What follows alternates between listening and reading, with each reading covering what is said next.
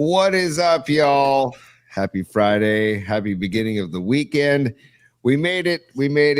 Boys and girls. We're at high noon here on a Friday. Yeah, dude. Yeah, nice. buddy. Cheers. Happy Friday. The Rita Oak Miyagi mug. Heck yeah. Miyagi working his magic on Brock Purdy, who, by the way, has been quite impressive since he came back from the turf toe, which, God, did we miss him. Although Mac Jones did a hell of a job filling in. But before we dive into the whole slate, we've got Los D coming on. We've got Triple E, Eric Engel coming on. We've got Rags coming on. We've got the musical. It's gonna be a hell of a day. We've got a show-long Tony's Top 3 we're going to do. It's our final show before Paulie gets back in the saddle. I'm back in the saddle again.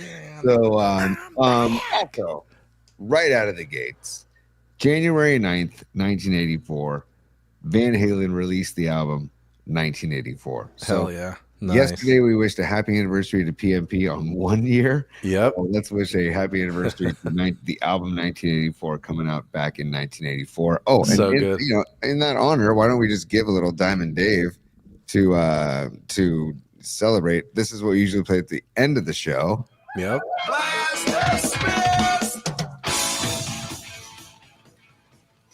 That is for the celebration of the album 1984. Happy anniversary to one of my favorite albums of all time. I freaking love that album. It's timeless, man. It sounds just as good today.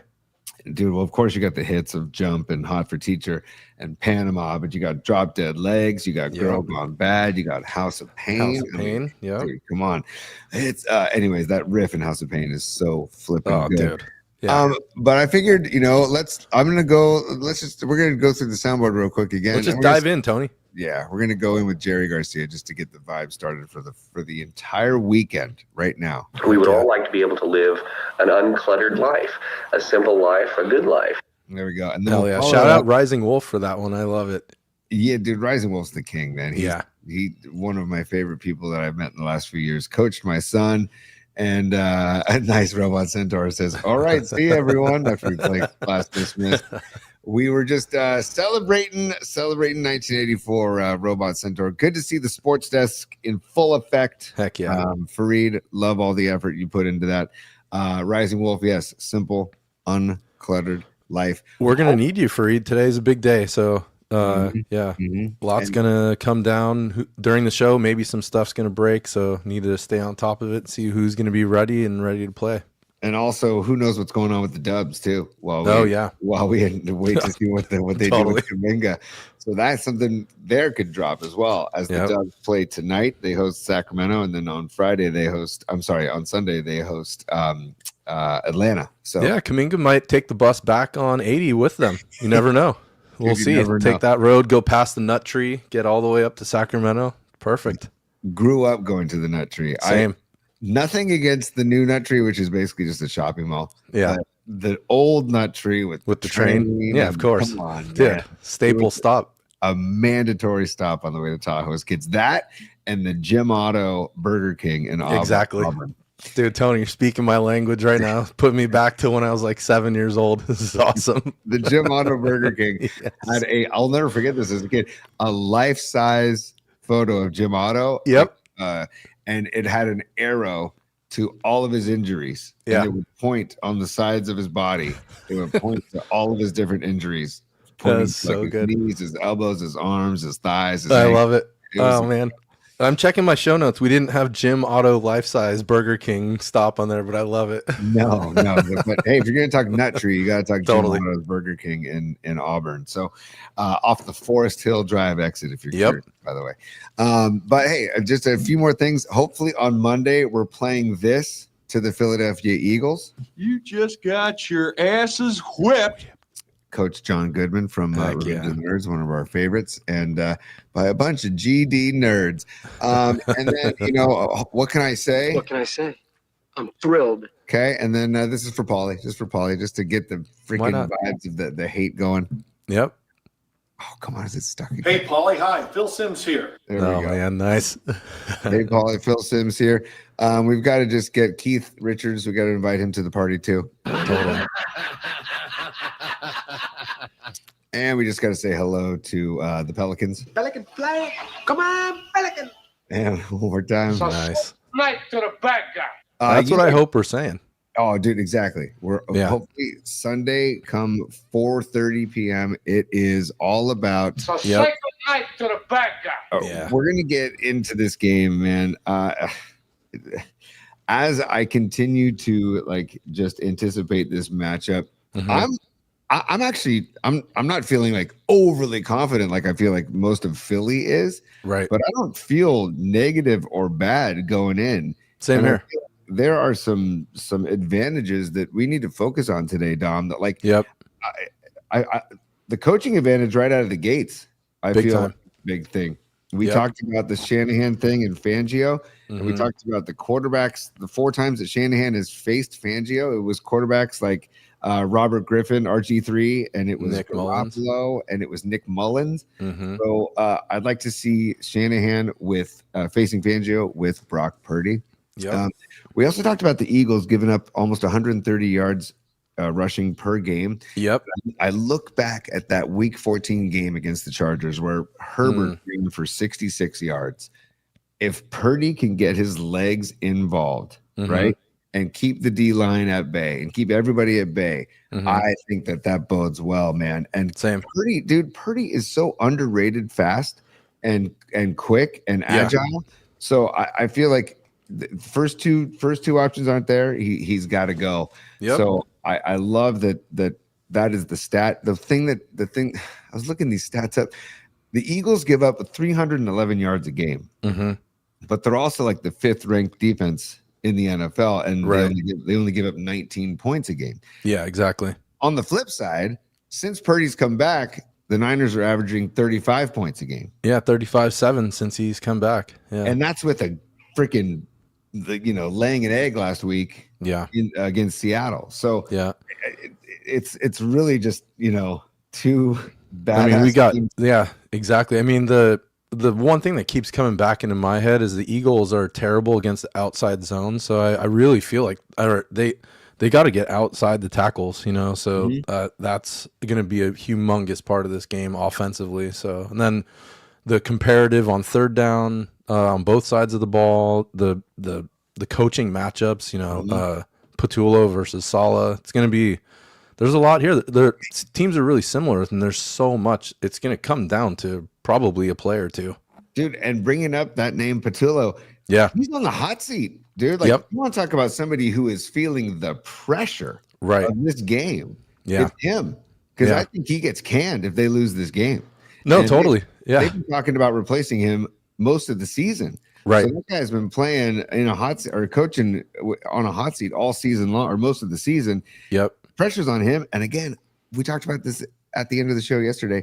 I feel like the pressure is all on Philly, dude. I feel like it's all on Philly. The spread has gone up from 4.5 to 5.5, and I like that. Totally. I actually like that the money's coming in on Philly.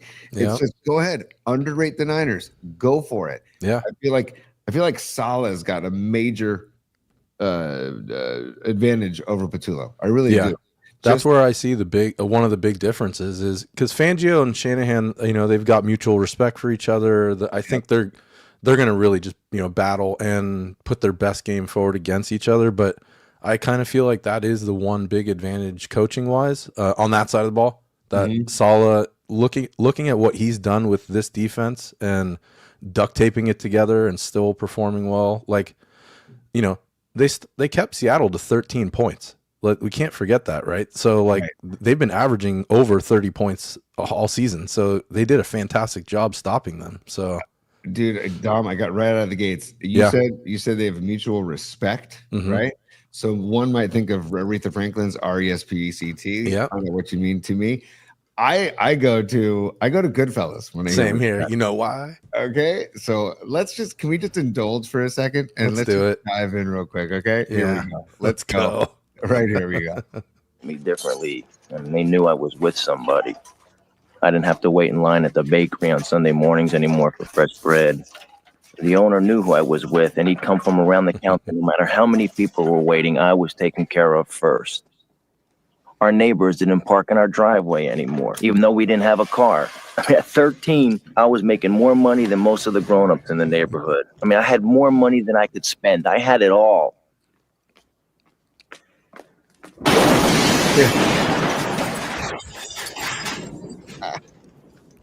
Almost dead. One day, some of the kids from the neighborhood carried my mother's groceries all the way home. You know why?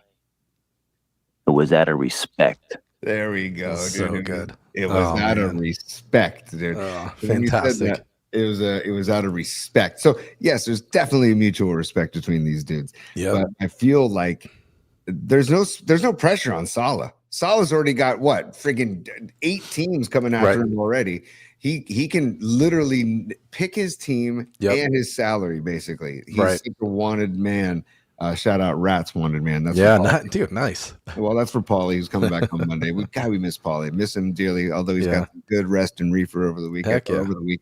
But Salah's such a wanted man. There's no pressure on Salah. Yeah, and he's got like not like he's looking for this, but he's got a built-in excuse of playing with like third stringers and Eric Kendricks and Curtis Robinson as the starting linebackers. Yeah. So, and his job's not on the hot seat. Mm-hmm. The offensive coordinator for the Eagles' job is literally on the hot seat, and if you tuned into WIP for the last 2 months in Philly, they're ripping this guy a new one every day.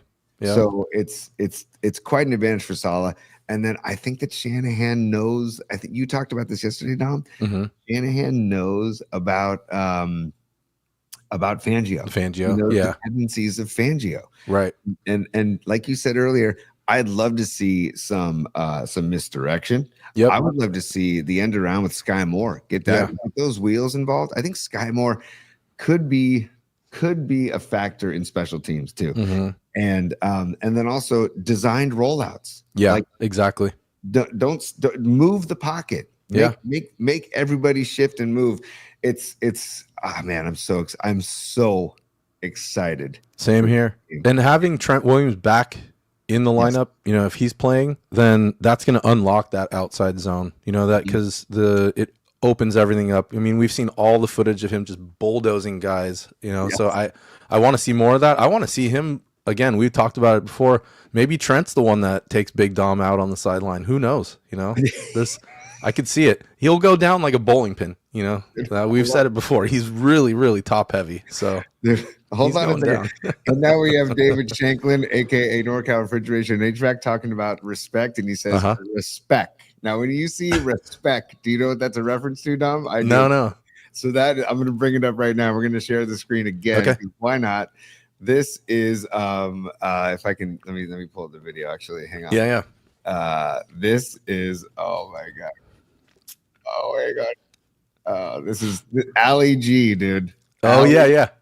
Ali freaking G. Now that you say it, yeah. Okay. And look at him. By the way. Let's just play it. Let's just let it roll. Stand by. Here we go. Go. Why is a licky ya one gagat? Respect is important. But the sad thing is, there's so little respect left in the world that if you look up the word behind me in the dictionary, you'll find it's been taken out. So if this show teach you anything, it should teach you how to respect everyone. That's the best. Oh, so good, dude. Now that you say it, I'm an Ali G head. So to the original show, that was so good. Dude, and also, so Robot Centaur, the sports desk is in full effect. Stand by. Oh, yeah, I see it. Yep. Okay, so Trent Williams came back to practice yesterday. Right. So Robot Centaur says, I read online Trent Williams is doubtful for this game. I said that to Dom before the show. Yeah, was that Rap Sheet that? And I think it was Rap Sheet that said something about that he was doubtful. So this is very very interesting. Put him in a cryogenic chamber. Do whatever you need to do. Like, chill out. Right. I don't know what you need to do to get him ready for Sunday. If he doesn't play Sunday, that's a whole different different ball game. Game. Right. Brent, man, please, God, do it. I mean, if we need to put him in a cryogenic chamber, fly him to Germany, get some of those CMC treatments, put him back in the chamber, and then to Philly. I mean, you got to do what it takes, right? So, right. Yeah. Right. Oh, man. So fingers crossed that Trent Williams plays, because if he doesn't, it's a whole different ball of wax. We're about to bring Los D on the show. Yeah, let's do it. I also want to start the Tony's Top 3. That's going to be a show long Tony's Top 3, starting it now. I want each guest to give us their musical assignment, and then we'll end the show with our picks as well. I texted Paulie to see if he has a pick. And Sounds then good. Also, we will get Triple E's Song of the Week. Musical assignment. Rags as well. And then we will wrap up and send everybody on their way. Sounds good. You want to do a little business time and then maybe think about hitting Longbridge? What do you think? Yeah. I was just talking to Neil yesterday, man. Stand by. Oh, yeah. It's business time. It's business. It's business time. I know what you're trying to say. You're trying to say it's time for business. It's business time. Ooh. There we go. Nice. Let's get in the oven, dude. Yeah, it's nice and warm and toasty in here. I like it. Well, we need it today. Today's so freaking cold this morning. Longbridge Pizza. Okay. Today's Friday. Yesterday they had the Detroit style pizzas. The Sophia. I stand behind. RC Davis, who's a dear friend of the program. He's the executive producer of Warriors basketball on the radio with Tim Roy and Tom Tolbert on 95.7 The Game. I've worked with RC for years. He's one of the greatest, man. He texted me out of nowhere saying, I'm heading to Longbridge right now. Nice. What should I order? And I said, well, first of all, saddle up to the bar and get yourself a nice ice cold beer from Bear Bottle or Original Pattern or Cellar Maker or Russian River. And then also Standard Deviant. It's right down the street from Longbridge Pizza. So you can go to Standard Deviant and have a beer as well. I said, get the Sophia or get the Hot and Honey, get the Loading Dock, get the Polly Mac pizza. Nice. All with sourdough crust. And yesterday was the Detroit style pizzas, which is the square pies, which are so freaking good. Wednesdays is the gabagool sandwiches, the meatball sandwich, and the chicken parm, or the drunk cluck, they call it. Yep. Which is the chicken parm with the vodka sauce instead of the regular. So good. Yeah, that's your favorite. Yeah. Regular red sauce. Tuesdays they do the Smack Stack burgers. Mondays they're closed. But get this, the Dubs are bookending the weekend this weekend. They play tonight. They're hosting the Kings. And then they play Sunday. They're hosting the Hawks. 7:00 tip tonight, 5:30 tip on on Sunday, excuse me. Get into Longbridge before the game if you're going to the game. Or if you're not going to the game and you want to just watch the game and you're in the Dog Patch, which is one of the greatest neighborhoods in San Francisco, go to Longbridge. Like I said, have a couple of cold beverages. Take the train if you're coming from the peninsula.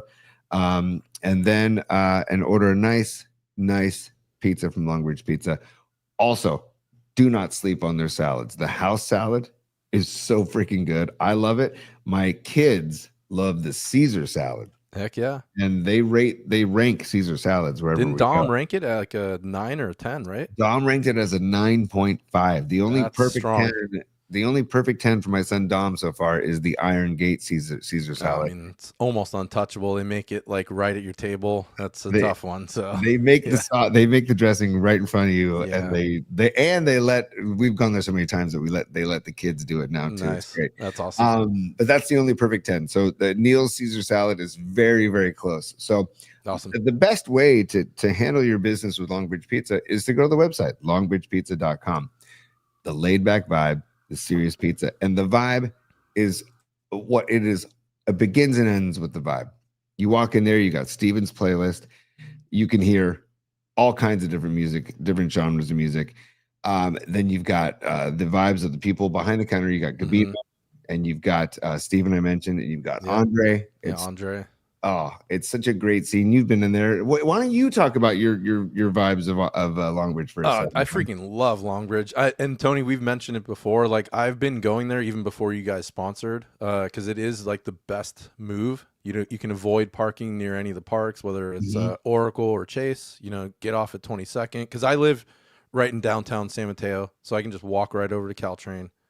It's like 25 minutes door to door from my house to Longbridge. I mean, it couldn't be better. So, and the family there, the Donardis, Andrew, like, they're all so great. Every everything they have on the menu is fantastic. So I couldn't speak more highly than Longbridge. It's all about family. It's all about the vibes, and it's all about they want to take care of you. They want to invite you in like you're coming to a family dinner. You can also do private events at Longbridge Pizza. You can also hire Neil and his staff to come do a pop-up at one of your private events. Or Rising Storm hired Neil to do a birthday party. He'll bring that pizza wagon wherever you want. Correct. He's actually Neil is doing a pop-up pizza for bingo night at our kids' school tomorrow night. Nice. He's just a man of the people, man. So is Andrew up in Tahoe. They're just such a great team. It's a phenomenal team at Longbridge. So check them out. Again, longbridgepizza.com. Tuesday to Sunday, 11 a.m. to 9 p.m. I can't stress enough how good their beer selection is, along with the pizza. So you can't lose. Longbridge Pizza, we love them. They're our first sponsor ever when they reached out at the end of January. And it's been a wonderful relationship ever since. Neil and I have become good buddies. Andrew and I have become good buddies, and same with Paulie. And it's just been phenomenal. So we love Longbridge. Thank you for the partnership, boys. And get in there, especially with the Warriors book into the weekend if you're going to Chase. So I love it. Now let's get out of the oven. Okay, if you don't mind, we're gonna it's fine. We're gonna get out of the oven. I'm feeling like Kramer's jacket when it came out of the oven. If you remember that episode. Yes. What do you know about cooking a jacket? Oh, dude, nice. All right, here, stand by though. Oh yeah, it's business time. All right, here we go, man. We got some supers we got to knock out. Mark Gravy Graves, it's first super of the day. He says, add no business and crown them to the soundboard. Okay, done. Okay, and we talked about the thumb drive. Hashtag ignite the thumb drive or whatever we decided yesterday. Free the thumb drive. Free the thumb drive. We'll get the thumb drive from Paulie next week. Thank you for the super, Marky Gravy Graves. And I got your email too. We'll talk about your musical assignment later on in the show. Nice. Stevie B is a super, and he says, that's Steve Busecchio, Niners got to be out for blood after the 20 NFC championship game. Get B-Rob, Tonjes, Cowing, Watkins involved, play safeties in the box, throw everything at Philly. 100%, dude. Heck yeah. 100%. And I think Brock's got a chip on his shoulder because I feel like, and also, what's his name? Jason Kelsey went on a couple of radio shows earlier this week and said he still thinks they win the game if Brock doesn't get hurt. And I heard that clip like 4 times, Tony, and I already hated the Kelseys. Now, it exponentially added to that. I'm like, you know what? F off. I'm sick of hearing you. I'm like, you're like his Timu Zach Galifianakis. That's what I think.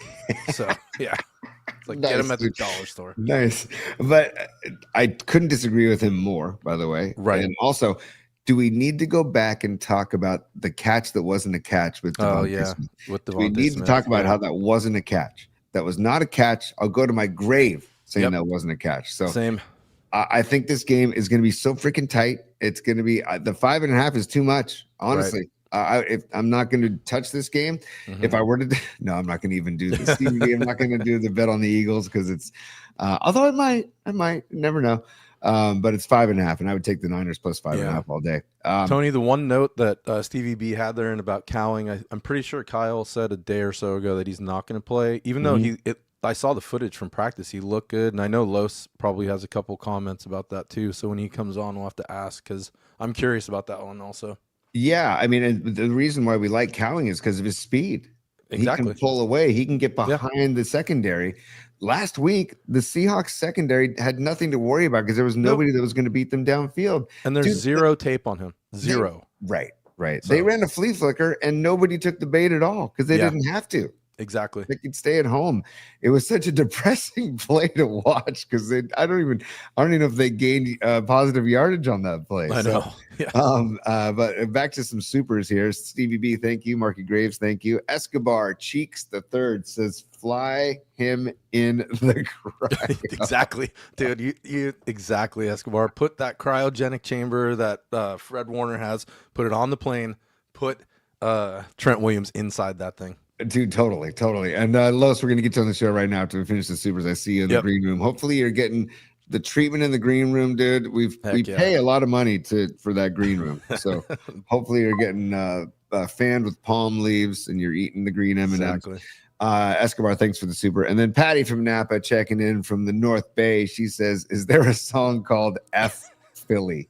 Well, hey, maybe we'll enlist the services of Paulie next week to do an F Philly song, because today's an F Philly Friday. That sounds like it could be a nice metal song for sure. Yeah. Maybe I'm just fortunate enough to know the few wonderful people from Philadelphia. We know Kate Scott, she's a dear friend. But also dear friend of mine, Antonio, the Velezes, they live in Philadelphia. They're great people. My buddy Bob Wentz, who lives in San Carlos, but is from the East Coast, a big Eagles fan. Really good people. But man, you see the majority, and you talk about the majority and how if the Eagles, if they get behind, if the Niners get up on the Eagles early, it'll be very interesting to see how the Eagles react, man, because their vibe, we talk about Vibe Tribe and Longbridge Pizza and the vibes. The vibe with Philly is not strong this season. They've had some weirdness. They've had these meetings. Was there a meeting with Jalen Hurts and AJ Brown, or was there not a meeting? Did Saquon call a meeting, or was there not a meeting? No, we didn't have any meetings.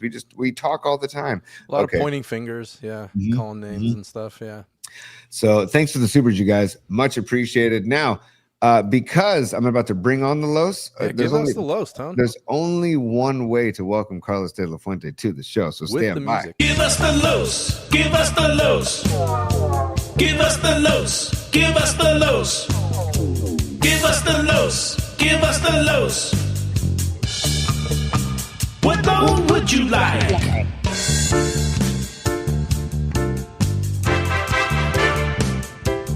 The best part that is coming up. The best line of all time goes to the bottom right here. Give us the Los. I don't think Shank realized the goodness that he was sending us when he sent it to us, because musical genius. That's the gift that keeps on giving. What's up, Carlos de la Fuente from Flex Funding, our main man? What's happening, dude? Say hello to the bad guy. Hell yeah, dude! Los, I love your hat. Looking good. Hey, I did this. I saw this because I got it as a Christmas gift, and I said, you know what? I'm gonna rock it for my brother Dom, man. Hell yeah, right on, dude. Yeah, dude, I finally got some Sharks gear. Nice. You look good in it too, man. Yep. And I love, again, thank you for bringing Joe and Bill back to the mix, because if you want to talk vibes, and look at the stick under the lights, man. God. Night games at the stick. God, I know. Nothing man. Like it. Nothing like it. What a vibe. Such a vibe. Yep. Especially in December and January, man. God. Tell me when you went down to the Brisbane gig and you went by 101 and you looked over and it wasn't there, that it didn't hurt, because it hurts me every time. Every time. Every day when I was working at KMBR, a lot of times I'd take the train and I would look out there into the abyss of no candlestick. And if they ever get rid of the candlestick apart sign on 101, there's going to be hell to pay. Thing. Yeah, it's still there all these years later. Hey, Danny Lurie, right? Hey, Mayor Danny Lurie, you better make sure that sign stays. Okay, that's a national land. That is a landmark forever. Leave it alone. Just leave that sign alone. Fantastic call. Yeah, but there's nothing out there. I drove out there the other day, like, I don't know, about a month ago, and I'm like, what am I doing? I'm just torturing myself, man. And I drove out there, and it's... Hey, Tone, we're going to have to do that event there someday, a little tailgate party. I think that would be fun as heck. Paulie and I talked about doing great that. idea. Yeah. Right? We talked about doing a tailgate out there just in the middle of nowhere. The over-under to kick us out would be about 45 minutes. But it'd be a great 45 minutes. Oh, totally. It'd be the best ever. Yeah. Also, there's plenty of room to just chuck a frisbee. I'm a big fan of chucking frisbee, especially when you got a lot of real estate to work with. I know Rising Wolf's a big fan of that as well. And also just bring the football around. Oh, by the way, before we get into anything, did anybody see the trophy presentation of the Ole Miss Miami game last night? And they got handed a golden football. And it was like this tiny little football. It was like, wait, that's the trophy? It was tiny. I mean, it definitely didn't look regulation. And it so was like the Denardi looked more legit than the yes, dude. The Denardi trophy looked definitely more legit than what Miami got last night. And for the record, before we dive into Niners Eagles with Los D, for the record, how do you not call pass interference on that last play? I don't care if it's the last play of the game. I don't care if it's a Hail Mary. I don't care if it sets up Ole Miss on the 1 yard line or whatever, that wide receiver got mauled by the DB, by the defensive second, the DB for Miami. Yep. No call. Refs eat their flag. Dart off the field. Miami wins the game. Stinks for Ole Miss. But anyways, just want to get that out there too. That was my first time seeing that kid Chambliss from Ole Miss. I was impressed. I wasn't aware of him. Looked up his size, 6'1", 200. Not a big guy. He throws a nice, soft, catchable, accurate ball. And he's not going to be a first or second rounder because of his size. He's going to fall in the draft. So keep an eye on that kid wherever he goes. Yeah, totally. And did you the last 13 seconds of the game, he threw 2 balls back to back that were beautiful balls, man. Yeah, to your point, man. So, Los, how are you feeling today as we're on an F Philly Friday as we approach Sunday's tilt at the Link in Philadelphia? How are you feeling? As far as the outcome, how I feel it's going to play out? The matchup, everything. Do you feel differently than you did on Tuesday? How do you feel? Kind of just following up what I said on Tuesday. I think this is a great opportunity for Kyle to take a long look in the mirror, self-analyze himself, and understand he's Kyle Shanahan. Kyle Shanahan, at the end of the day, his offense runs best when he's the quarterback's behind center. And he's running the ball a lot, and he's going play action off of that. And he's throwing in misdirections, reverses, screen, roll out this way, throw a screen back that way. That is when he is at his best. Kyle, you're not Air Coryell. You're not Dan Marino in a shotgun throwing 40 times a game. If you want to play like that, point blank from Los D, you're going to lose. If you want to be stubborn and play that way, you're going to lose. If you go back to playing 49er Kyle Shanahan type of football, the Bears showed how to beat Philadelphia's defense. Pound them with the running game. Use both running backs, not one, both, and wear them down. And then when they're just looking for the run, hit them with play action with Ongus on the field as well. So, again, there's a lot of ifs there. Again, as I said on Tuesday, if Kyle can get outside of his box, let's face it, guys, when Warner and Bosa went down, we all knew that it was going to be on the onus for the offense to win games.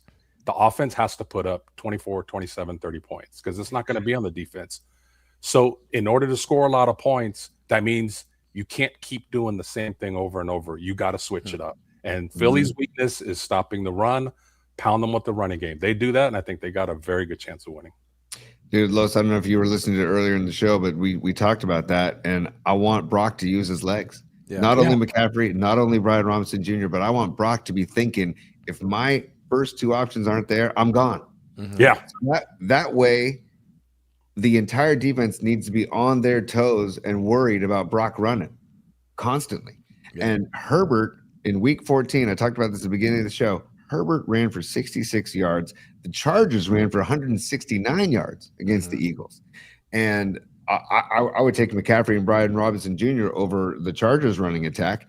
So, and I would take Purdy's legs over Herbert's legs. So I would take maybe the Chargers O-line over the Niners O-line when, because of the health factor. But if you have a healthy Niners O-line with a healthy Trent Williams, then it's a different story. Fingers crossed about Trent Williams this weekend. But, go ahead, Los, go. I was going to say, what would be crazy is everybody's anticipating Philly's going to hit the Niners with a lot of RPO because that's what Jalen Hurts can do. He's a big quarterback and he can run the ball. What if Kyle came out and did RPO? Because nobody's expecting it. Again, I'm a very big, if you think this way, I'm going that way.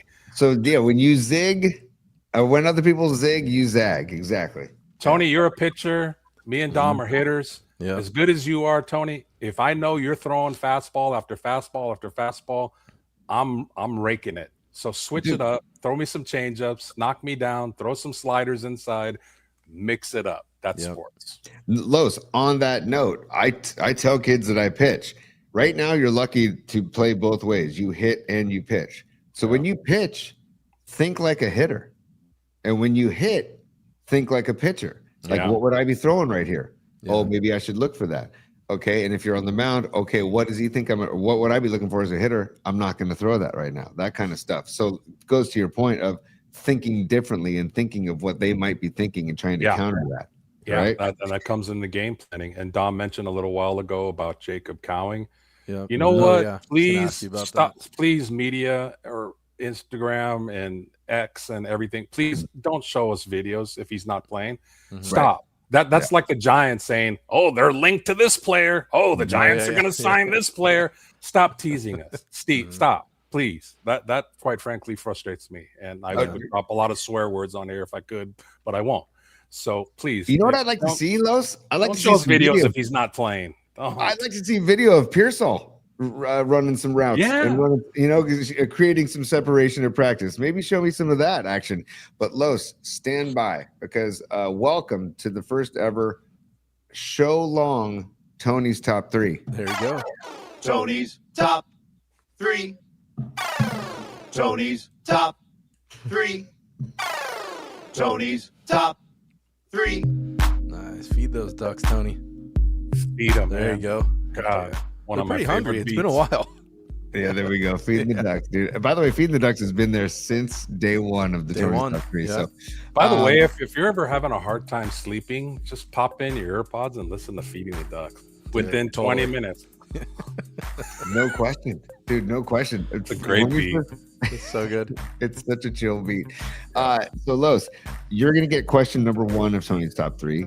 Eric Engel, known as Triple E, is gonna get question number 2, and then Rags will get question number 3. Cool. Okay. So we got to think of both sides of the ball here. Okay, and we talked about earlier that the Eagles average 22 points offensively a game. So they're not some offensive just beast or juggernaut. They're not. They're really not. Saquon's had an off year.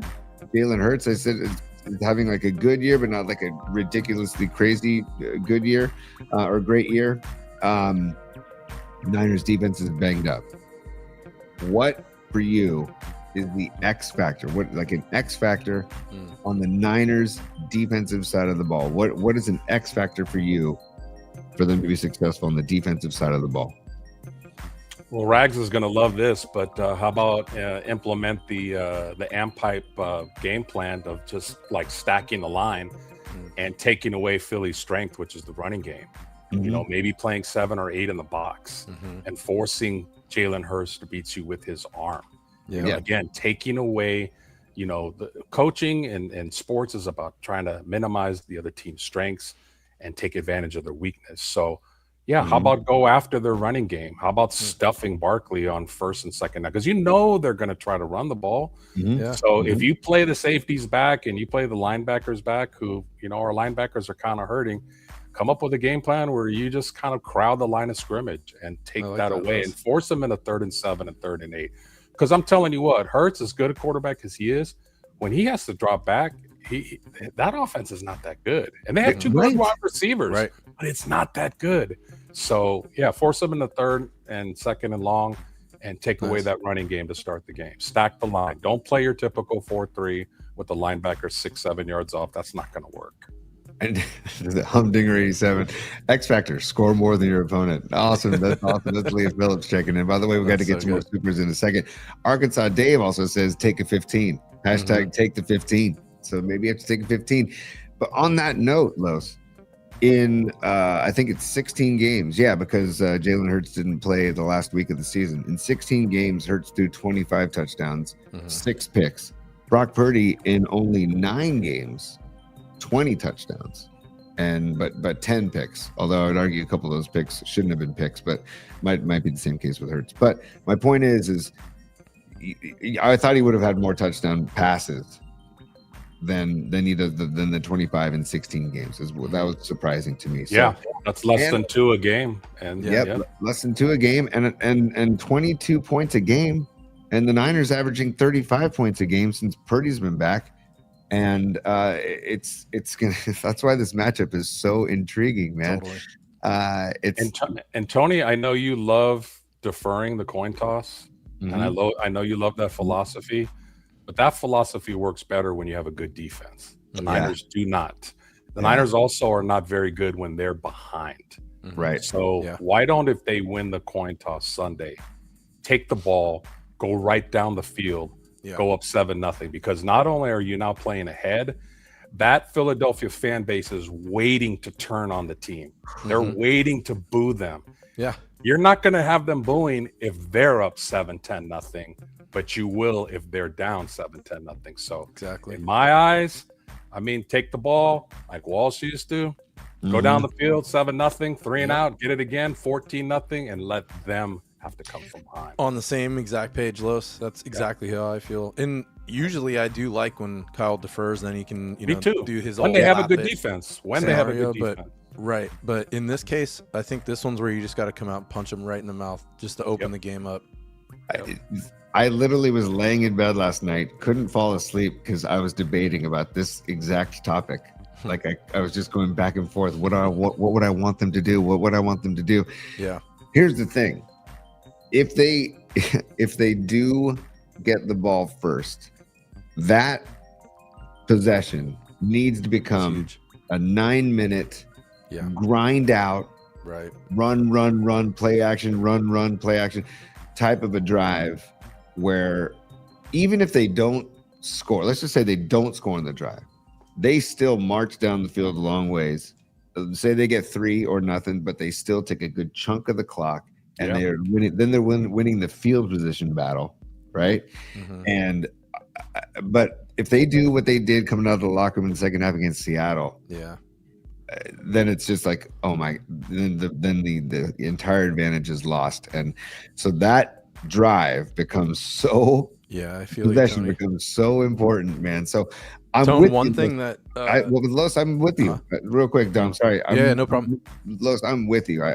Yes, I see exactly what you're saying, dude. Because it, like I was talking about Howard Eskin telling Larry Krueger, dude, Eagles fans don't cave at halftime. They'll cave after the first possession, right?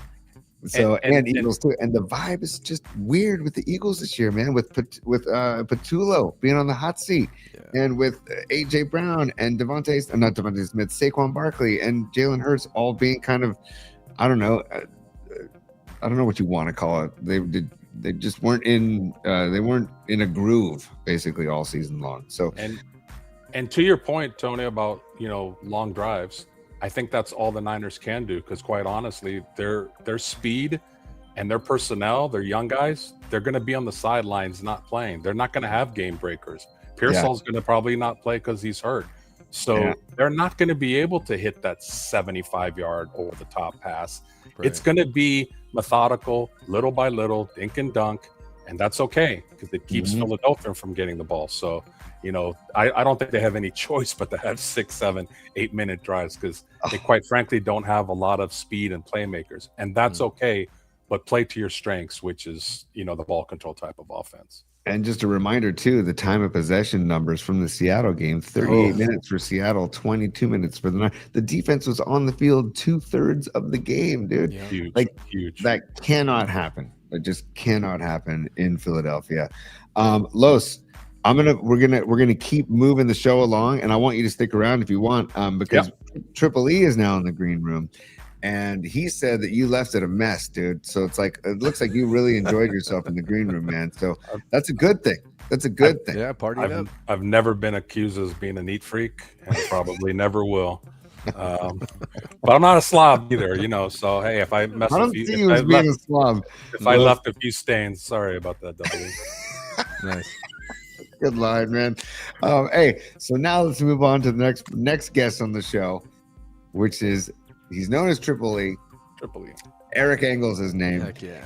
Worked with Murphy Mac, and he went out on his own, and now he's kicking ass on the Locked On Sports Network, and he's got a pre and post game show with Dwayne Board, former number 76 with the Niners. 76, great number. Yeah, great number. So let's bring E to the table, and you can see the mug, and he's not on the slopes today either, man. I'm glad you're not on the slopes, Eric. What's up, E? How you doing, brother? Oh no, Eric, are you muted? Eric, are you muted? Can you hear us? You might be muted. We can't hear you. Yeah, let's try again. Let me see here. I'm gonna check his mic settings as well. Hang tight. Are there any reed lippers in the group? Let's see. Can you hear me now? Yeah. All right. There you go. There we go. There we go. I have to change my audio settings around for the day job sometimes and forgot to switch them back, so my bad. But no, I was saying I'm not very happy to not be snowboarding, shocker. And also in very Triple E fashion, and this is going to come as a surprise to absolutely nobody, I have another injury. I dislocated my knee playing basketball a couple weeks ago, and we're on the mend again. But I think we're close. I think we're probably... I think I could go this weekend if I wanted to, but I got some trips coming up, and I gotta make sure I'm healthy for those. So no snowboarding this weekend for me, unfortunately. But we also got a big 49ers matchup, so why the hell would I be leaving? Totally, dude. Eric, first of all, thanks for taking time on the show, brother. Second of all, tell us, just promote yourself right now. Tell us what you're doing on game day and what you're doing with Locked On right now with Dwayne Board. So right now, we got some things going with the Warriors show. The Warriors show has kind of been paused for a minute, and while we retool that, and so when that finishes coming to fruition, I will let everybody know what's going on with that. But as far as the Warriors go, or the 49ers, excuse me, it's me, Dwayne Board, four-time Super Bowl champion Dwayne Board, and rotating between Brian Peacock and Eric Crocker as our third voice on the show. We do a show on Wednesdays, and we do a show, post-game show, whenever the 49ers play. So we go immediately after the conclusion, and we give you a full hour with all three of us. So it's not the quick hitter postcast that I normally do with the Giants, which are just quick little 15, 20 minute, let me just get it all out kind of shows. And we can get into some of the weeds. We can get into some of the nuanced things. I've also been able to get some pretty good stories from Dwayne about like Fred Dean and Ronnie Lott and all those guys from back in the day. And so it's been really fun doing the show with Dwayne. That's awesome. Dude, that is fantastic. Congrats on all that, Triple E. You know how much we love you, man. We know that you deserve it. You work your tail off, dude. I appreciate that. Talk about a member of the Vibe Tribe. Triple E is a member of the Vibe Tribe, man. He's all vibes. He's all love. And like Paulie talks about, watching Triple E fall in love with the Grateful Dead's musical catalog is yeah. Speaking of that, well done. Oh yeah, nice. and it's expanded. It just keeps on growing because it's now it's the Dead and now all the Dead adjacent things too. Yeah. Like lately, I've been super fixated on Billy Strings, and well done. Oh my God, I just went to go see Billy in December. A couple weeks ago, I went and saw him out in Austin, Texas at the Moody Center. And first of all, the Moody Center, unreal. It felt like an NBA stadium. It's where the UT, the University of Texas basketball team, plays their games. And they have all these cool murals everywhere. Like there's a mural of Kevin Durant, like flying above the clouds, like headed towards a rim with the basketball in his hand, like just ready to dunk on the entire earth kind of thing. But Billy, dude, absolutely tore it down. He is in the running for the best guitar player alive on the entire planet right now, and he can go toe to toe with John Mayer, with Neil Young or Gary Clark Jr. Anybody. So I fully encourage everyone to go check him out if you can. Triple E, I completely agree with that recommendation. I saw him at Winter Wondergrass a few years ago. It blew my mind, and then I saw him at the Frost again, and just and watching him, just his ascent, it's unbelievable. It's crazy to be along for the ride, because obviously I missed the Jerry days of the Dead and all that. So I mean, it's been fun getting on the bus at any point in time, but with Billy, it's fun to get in like right now, because the magic's happening. It's being created in front of your eyes, and oh man, I can't get enough of it. Eric, I know you were at the Golden Gate Park show, and I think we didn't cross paths that night. We missed each other so many times. We tried. Remember, he had an epic wharf rat that was just out of control. Yeah, he did. Yeah. Oh my God, that was such amazing. An awesome show. Yeah, dude.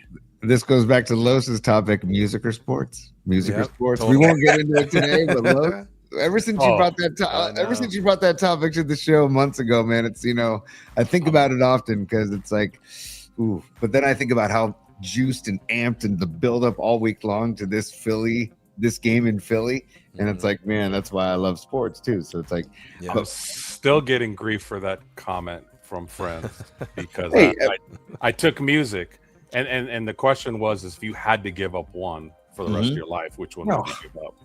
Just take me now because I can't pick. So totally, gun to the head, the gun's going off. If you're making me pick between the two, definitely a topic for another day. It'll start getting the chat going for sure. Hey, Los, was the friend known as Dan Cochemilio 1775 who has this to say on the chat. He says, "Who's the guy that you let on the show at the bottom with the Sharks hat on? Do you just let anybody on to talk about football? This guy doesn't know. This guy doesn't know. You know what's he saying? Friend, I love it. On the ground. That's my former co-host. Sometimes so good. co-host taking shots at me, but he knows. So good. He knows. This guy doesn't know. You know what from a hole in the ground. I love it, Dan. I love it. Thanks for chiming in, man. And more to come with Dan, by the way, on the show. But Triple E, we're doing Tony's top three show long. Tony's top three. I asked Carlos de la Fuente question number one, and question number two goes to you, and then Rags is waiting in the wings. Rags just entered the green room too, and Rags, I see he's all glossy. He's getting oiled up and stuff. It's pretty cool. Yeah. I can see him in the green room. He'll get question number three. Question number two for you, Triple E, because question number one for Los was, what's the X factor on defense to win this ball game for the Niners? I'm going to flip the script and say offensively, and you cannot say McCaffrey, okay? Because obviously we all know that McCaffrey is just a massive piece of the puzzle. On offense, what is your X factor for the 49ers to win this? I don't even think Christian McCaffrey is the biggest factor for this team offensively. It's Big 71. It's Trent Williams. And if Trent Williams is not on the field, I really don't see a way for the 49ers to win this game. I mean, you look at what that what the run game looked like last week against the Seahawks, and it was atrocious. You know what it reminded me of? Reminded me of the run game against the Texans.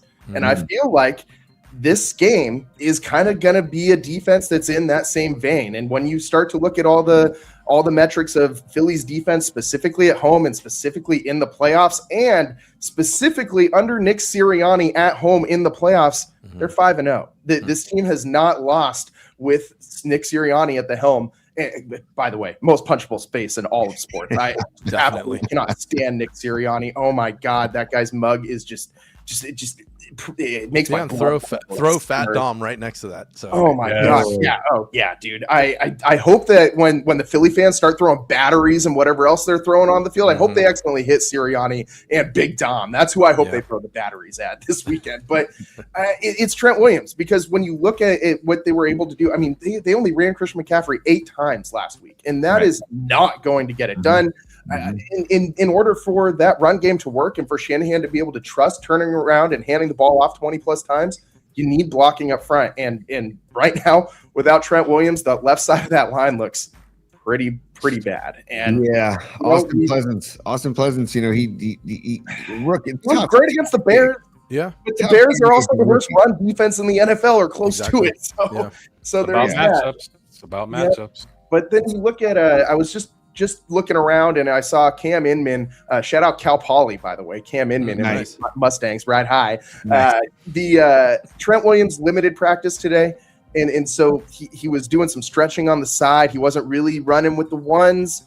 I think he'll still probably try his best to get out there. I saw the Rappaport comment yesterday about how, you know, Trent Williams didn't practice on Wednesday, and now maybe he's not going to play. Trent Williams hasn't practiced on a Wednesday the entire season. That's the vet rest day. So I don't know what the hell that was. But Trent Williams needs to play for the 49ers to win. Also, D. Winters not practicing today either. So you assume he's probably going to be out for this one. Yep. It's a big deal on defense, man. I mean, the linebacking core has been decimated. But Eric Kendricks, maybe the old former Pro Bowler can step in. And the one thing he can kind of do that I think the other guys can't is he can provide a little bit more of that veteran insight and that communication that Tatum Bethune doesn't really have the experience to provide that yet. And with Kendricks wearing the green dot, I'm not saying that the physical ability is going to be better, but maybe the cerebral ability is a little bit better. And something like that can play a big factor in this game, because you think about what happened last week with the Seahawks, and specifically that big, 19-yard run on 3rd and 17 or whatever that was. If Fred Warner's out there, even if he's not the one making the tackle, he's communicating to everybody to make sure somebody is in position to make that play. I think Kendricks can bring a little bit of that same communication aspect to it. So I'm not saying Kendricks is an upgrade. I'm not saying they're in a better position without D. Winters and Tatum Bethune, but I am saying that maybe they can just slap on the what was it? I just had it. You remember that Billy Mays commercial with the tape that he just slap on? Yeah. Slap chop. Or not the slap chop, but the tape that he just slap on the leaf. Oh yeah. The Flex Seal. Flex Seal. Yeah, I remember they just got to slap some Flex Seal on it. That's totally. That's Eric Kendricks is some Flex Seal. Nice. Eric, it's great you brought that up. Tony and I were kind of talking about that pregame, that maybe having Kendricks wearing the green dot will keep the defense at that speed. It seemed like Bethune's maybe like a half a step behind, getting the play into his helmet, relaying it out to the team. So I know he was a Pro Bowler, and I want to say 2019, but who knows? Maybe he's coming into this fresh, so it could bring a good game speed to the defense. So yeah, it's awesome you brought that up. Hey, experience counts, guys. And also on that note about practice today, just notes that they had their practice, final practice of the week today. God, I can't even imagine what that must be like for all these people coming out. That Kendricks and Luke Gifford is somebody who's out there today, but Trent Williams did.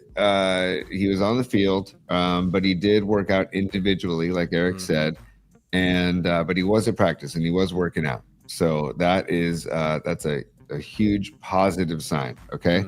But Friday is usually a travel day, so on a travel day they usually have a walkthrough. It's not going to be a full practice; it'll just be a walkthrough. But yeah, those guys are crucial, like Triple E said.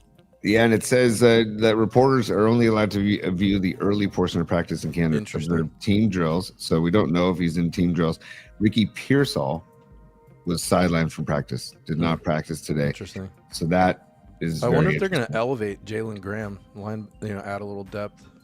I don't know, but Keon White was who's been managing groin and hamstring injuries, returned to practice.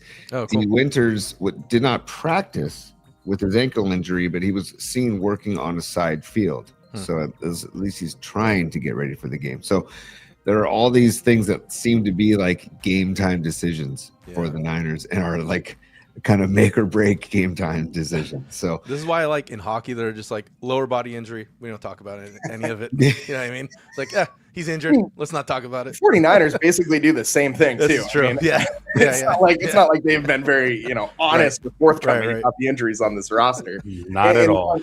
And Ricky Pearsall, man, who's injured more, Triple E or Ricky Pearsall? Because he and I seem to both be constantly coming down with soft tissue injuries, and it's never a position you want to be in. No. Triple E, you don't live by electrical towers, do you? EMF. No, not very good electricity here in my neighborhood. Unfortunately, PG&E has had like 3 power outages here in the last month. So, including that really awful one here in San Francisco, where half the damn city lost their power. So, no real giant electrical towers near. That's the conspiracy theory. Shout out Don Feliciano right now. Yeah, there you go. Nice. Right. Good call. Hey, Triple E, we were talking about this with Lois and with Dom. How do you feel about the coaching matchups of Saleh going to up, defensive coordinator against offensive coordinator Petula for Philly, and Shanahan, offensive coordinator for the Niners / head coach, going up against D coordinator Fangio? Anything stick out to you with those matchups? So Fangio and Shanahan is obviously like the strength on strength matchup, and that it does give me a little bit of pause, just because of recently Kyle's been letting the game script dictate his play calling, and he can't let that happen in this game. Otherwise, the Niners are going to lose. If they get behind the sticks and you're having Brock Purdy throw the ball 35, 40 times, it's not a recipe for a win for the 49ers. And I think Vic Fangio is one of the best defensive coordinators in all of football. I think that kind of goes without saying, but he mixes up his defense and what he wants to do so much, and he brings a lot of extra pressure, usually just one, but he loves to blitz a 5th rusher. And the 49ers have not really handled blitzes very well this year, and the only reason why it doesn't look worse than it has is because Brock is so mobile, and he's able to get out and make off schedule plays and do things with his feet. that when this line in front of him eventually collapses, because it will, he can still make things happen. And I mean, Brock can't be running for his life in this game, which is why the run game is so important, because you can't let Vic Fangio just send his defense at you with ears pinned back to go just get Brock on the ground. You have to control the game script in this one. And I think that's, very much so plays into this kind of coaching matchup between those two guys. As far as the defense goes, man, I don't know what the hell Robert Saleh can do with this unit, man. This defense right now, like the amount of injuries they have it's just atrocious. I mean, at one point you at least still had a little bit of a run defense. Like the pass defense from the beginning was decimated after Warner and Bosa went out, because Warner now can't communicate between the back end of the defense and the front end. Bosa, no pressure on the quarterback without him. And now it's kind of a loss that I didn't really pay. I obviously I paid attention to it when it happened, but it's been a lot bigger than I thought it would be. Mikael Williams, when that guy went out, their run defense went with it. I mean, Mikael Williams didn't have the flashy numbers as a rookie, but damn, was he good at stopping the run and putting other people in positions to stop the run by taking on double teams. They don't really have anybody to do that in the middle right now. So I really I don't know how many buttons are left, how many levers are left for Saleh to pull. I just don't know what the hell he's going to do.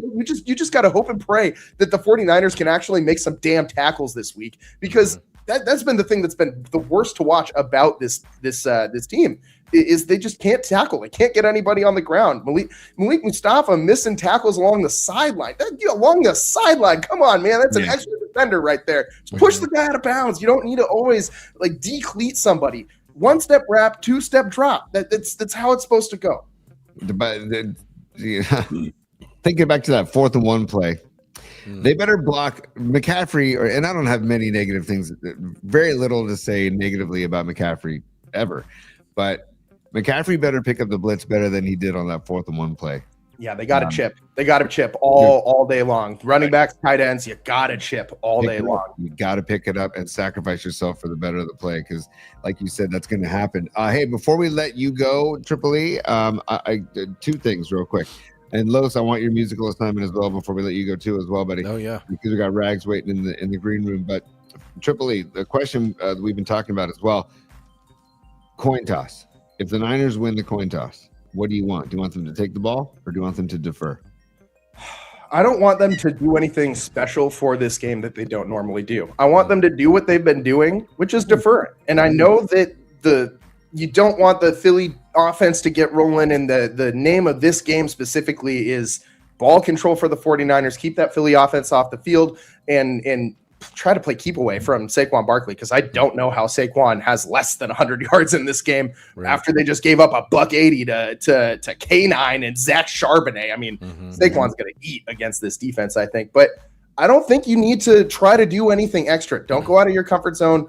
Do what you're used to doing, and so just keep doing the same thing. It's worked for the most part very well this year, despite all of the injuries, despite all of the things going on. So I think they should defer. Just stick to the game plan, play your game. Don't let anybody else kind of knock you off. To give you guys a line, ain't nobody messing with you but you. Give you some good loving from the dead. That's what the 49ers got to do. Ain't nobody messing with you but you. Nice. Hey, I'm going to play Jerry Garcia in that honor right here. Here you go, Triple E. Stand by. Here we go. We would all like to be able to live an uncluttered life, a simple life, a good life. That's all.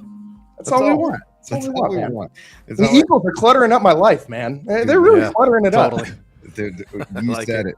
So, Los D and Triple E, first of all, both of you, thank you so much for taking time out of your day today to come on the show, because, hey, we all got plenty going on.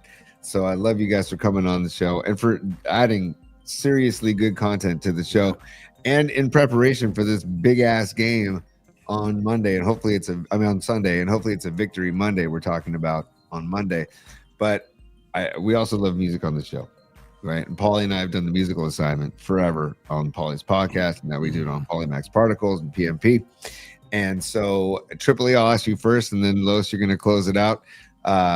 Triple E, do you have a song that you want to add to the mix? Now, we were trying to do Philly themed songs, anti-Philly, pro-Philly, neutral Philly, or anything that relates to Philly.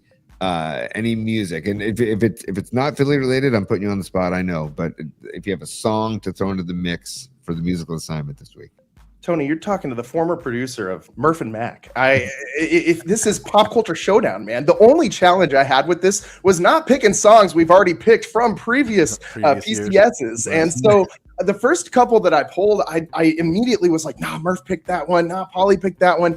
And I'm pretty sure this one's been picked at one point in time, but it was not picked while I was on the show. So I'm going to give you what I hope the Philadelphia Eagles are feeling after this game, and it's The Streets of Philadelphia by Bruce Springsteen. And I hope they're walking around singing this song afterwards, talking about, oh brother, are you gonna leave me wasting away? Like, I really hope that is the mindset of the Eagles after this one. The night has fallen, I'm lying awake, I can feel myself fading away. Yes, that is exactly what I want for the Eagles. I don't want to hear any of that stupid song. Oh my god, that just can you think of a worse fight song for a team? The dog masks, like, oh my god, it's insufferable. Throwing snowballs at Santa Claus, for God's sakes. I mean, these people are monsters. These people are absolute monsters. They do not deserve nice things, and I hope they're feeling the way that Bruce was feeling when he wrote this song, Streets of Philadelphia, after this one. Dude, phenomenal. Thank you for coming strong, Triple E. Not that I doubted you. I didn't doubt. I knew that you'd come strong, but that was stronger than nice work, dude. Nice work. The Eagles bring it out. It doesn't have to be. When I'll leave, I know you guys got to move on, but one more quick story I'll give you. When I was applying for my job with Locked On, they had me do a demo tape. The demo tape that they wanted me to do was, you remember when the Niners went to Philly? It was the one game that they played post playoff matchup.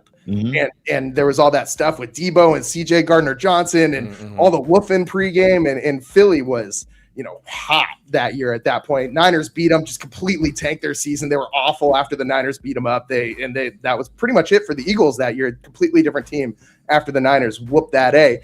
But that was the game that they had me do my demo tape on. And man, that demo tape was just basically me screaming about how much I hate the Eagles and rubbing it in their face the entire time. So there you go. That's my It totally worked. Hey, and look at you now. So we can look for you and Dwayne Board post game Sunday after the game.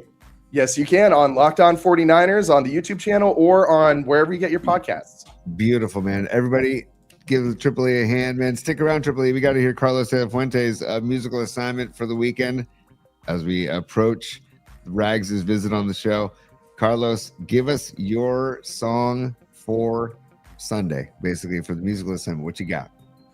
As it relates directly to Philly, I want the opening theme of The Fresh Prince of Bel-Air. Nice. Because there's a line in that song that if the Niners can find a way to win, it says, "Smell you later." Hell yeah. Play it and you'll hear it. Smell you later. So Fresh Prince of Bel-Air. He's from Philly. See, this is why we ask for the musical assignment, because of the gold that comes from it. So I love it, man. The Fresh Prince of Bel-Air, The Streets of Philadelphia, Carlos de la Fuente. By the way, for any of your mortgage loan questions or for the one-stop shop for any loan questions, you got to give Carlos de la Fuente a call. You can email Carlos at myflexnow.com, or better yet, any loan questions, give him a call and check out the vibe coming through the phone from Carlos de la Fuente, 925-250-4894. He will take great care of you. And look for Triple E with Dwayne Board. And you said Brian Comstock too? Brian Peacock. Brian Peacock. Sorry, Brian Comstock's another guy I used to work with at KBR. Brian Peacock. I know Peacock. He does great. He does a very good job. So yeah, Peacock's will Peacock be joining you on Sunday? He normally does the Wednesday show with us, and then Eric Crocker does the Sunday show. And Crocky, man, he offers some great breakdowns. He coaching insights. Yeah, he's awesome. He's the head coach for Stag State out there in Stockton. Went to the state championship this year, and he also is a former San Jose SaberCat dude. That's right. Arena Football League, man. He's got the championship ring to prove the SaberCat growl, man. On 1050. the freaking growl and the brawl inside the wall, man. Come on, dude. Come on. yeah. Dude, bring back arena football. I Right? love that. Bring back arena football. I don't need the UFL. I don't need the XFL. Give me arena football. Yeah. You know what, Totally. dude? I'd like to put some pads on you, Los, and get you back in the Yeah. ball inside the wall, dude. I could see you taking up some space, open up some lanes for some running backs, dude. Come on, man. Man, looks can be deceiving, man. I mean, 20 years ago, yeah, but yeah, I'd be out in about 3 plays on the sidelines with Ricky Pearsall. I was gonna say, Pearsall. Him not practicing today is that's just not a good sign. Does dude ever just have one injury? Also, like every time I see him on the injury report, it's like, multiple. oh, an ankle, oh, and a knee, or like, oh, he's got a wrist and a shoulder. It's like, dude, what? Did someone take a baseball bat to you? Did you have another run-in Union Square? Like, what's going on? What's going on, Ricky? Right. My goodness. Well, hey, both of you, thank you both for coming on the show. We're going to move on and get Rags onto the show and get some Philly. What Cowboy fans and Niner fans have in common is we all hate Philly. Yeah, Philly. Yes. We're going to get Rags on right now. So, Eric, thank you, brother, for coming on the show. Thank Locked you, on Triple E. That was 49ers. Thank you, Triple E, with Dwayne Board and Brian Peacock. And what was his name? Stocky? Was it Eric Stock?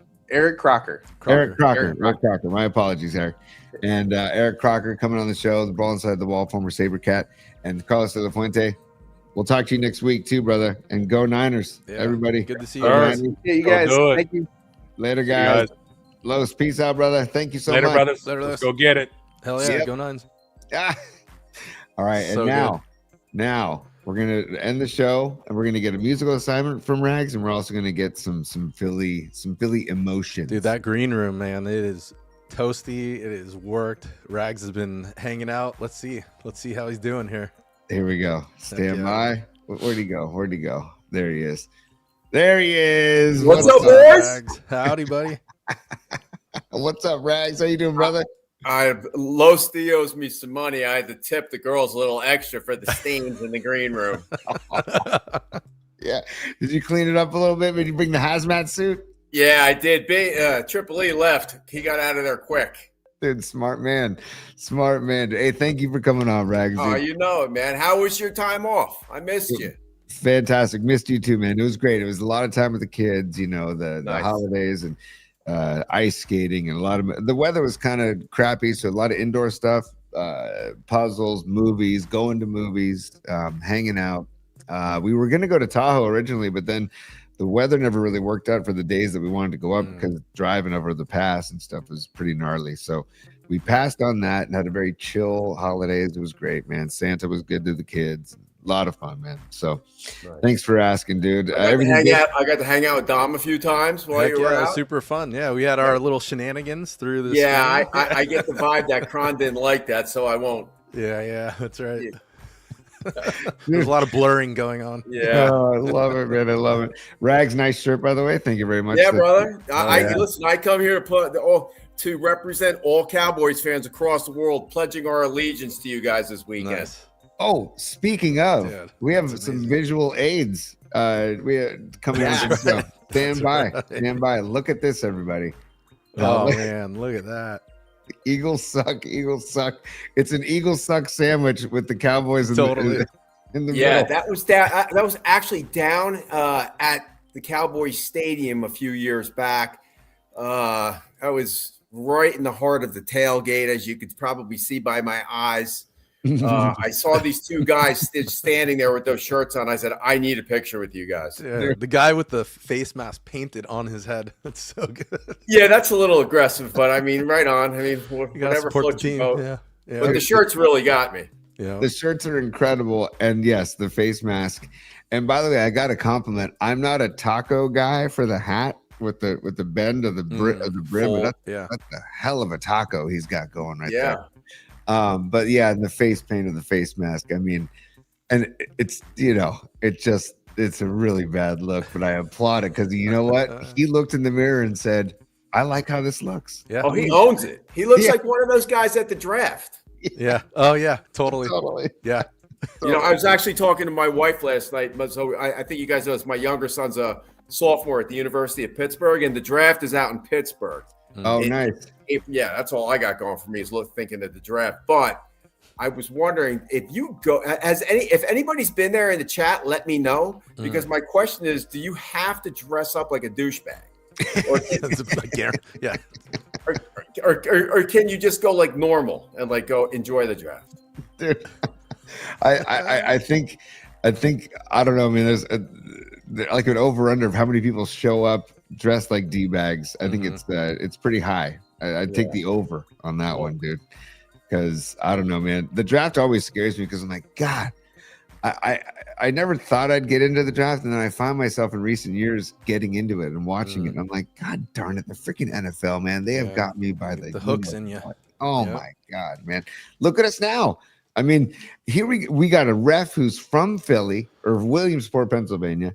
He grew up an Eagles fan. The Eagles are 8-1 when he refs. That is unbelievable. Yeah, right. Oh, I mean, Rags, if this was Eagles Cowboys in the playoffs, wouldn't that piss you off to no end? Right. Yeah, I just can't even believe that they would put it out there for anybody to even scrutinize it. But that's who knows.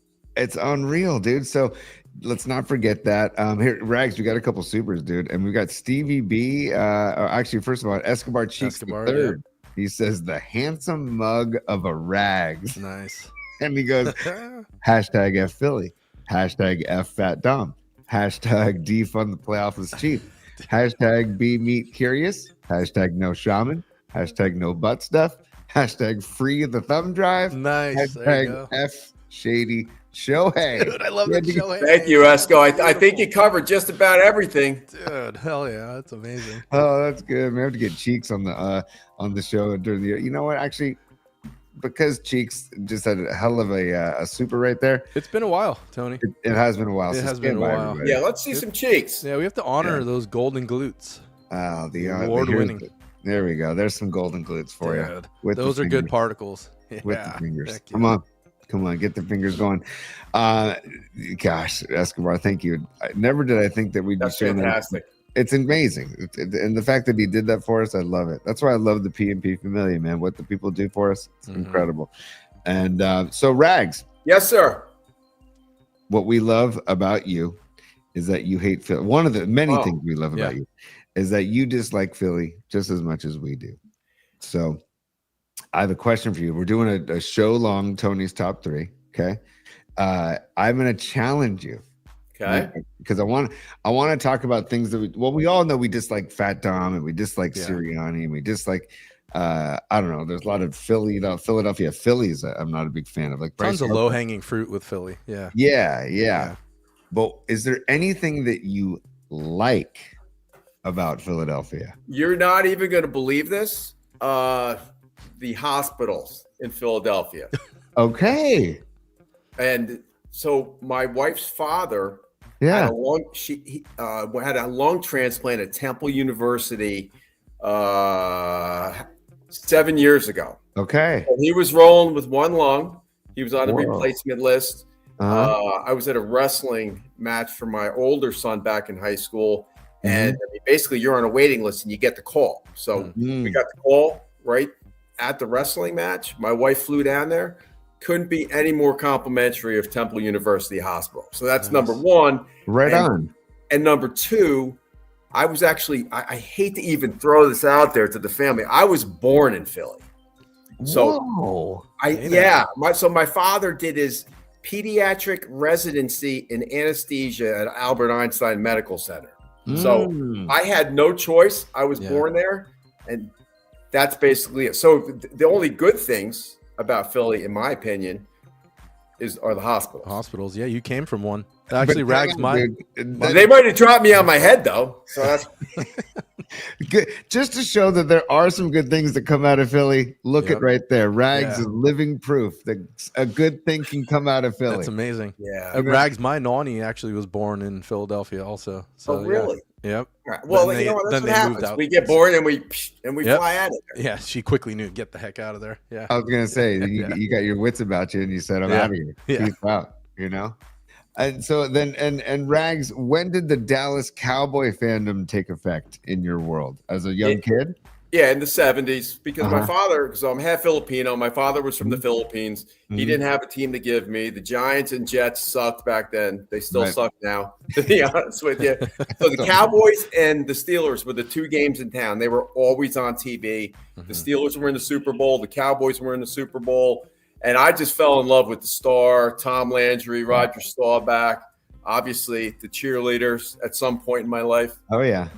You know, so there's a Netflix show about the Dallas Cowboys, or was it Amazon Prime? It's either Amazon Prime or Netflix about the Dallas Cowboys cheerleaders. I'm like, you know what? I'm gonna dive in, and I dove in. It was thoroughly entertaining. Nice, thoroughly entertaining. And Jerry Jones is a part of it, dude. He has his hand in it, man. It's pretty wild, dude. He's a part of everything. You know what? Maybe if he wasn't a part of everything, he could actually find me a defensive coordinator. Totally, yeah. Yeah. I to be honest with you, Rags, like I can understand the like how the Cowboys would lure you in, because I mean, as a kid, I had a Robert Newhouse football. Yeah. I had Tony Dorsett. I loved Tony Dorsett. Landry. I love the look of Landry. I met him May 10th, 1985. My high school football coach took me to a local breakfast. He surprised me. He called me the night before. He said, "Meet me on your driveway tomorrow morning." This is a little weird, but it's cool. Meet me on your driveway, 7:00 in the morning, and be in a suit. So I'm like, okay, coach. He picked me up. We drive to a local hotel, and in my head, I'm saying, what kind of party am I walking into here? It was Tom Landry. He was here doing it was like a fellowship of Christian athletes breakfast, because he was very religious, and I was standing in line, and then I realized something was going down, and my coach tapped me on the shoulder. He said, "Turn around," and Tom Landry was literally 10 feet behind me, and he walked me up to him and introduced me, and I shook his hand. It was like shaking the hand of God. Oh, totally. Yeah. I wish more coaches, out of respect for Landry, would still get decked out like that on the sidelines. At least one, I don't know. What do you mean? The McDaniels look isn't flying anymore? Don't you mean like Mike Nolan used to? Yeah. Wait, Tom, who sent around that meme last night? The Goodfellas McDaniels meme. Was that you? Oh, that was me. That was incredible. That was so good.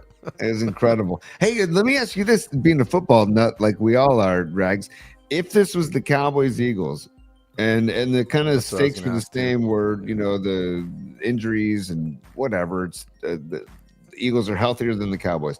Would you want the Cowboys, if they win the toss, would you want them to take the ball, or would you want them to defer to the second half? I think you defer and just put your faith in your defense to kind of try to set the tone. And again, I am not here to speak Niners football. Because I don't know your personnel. I haven't seen. I've been obviously all the games I have to watch now are Niners games. Mm-hmm.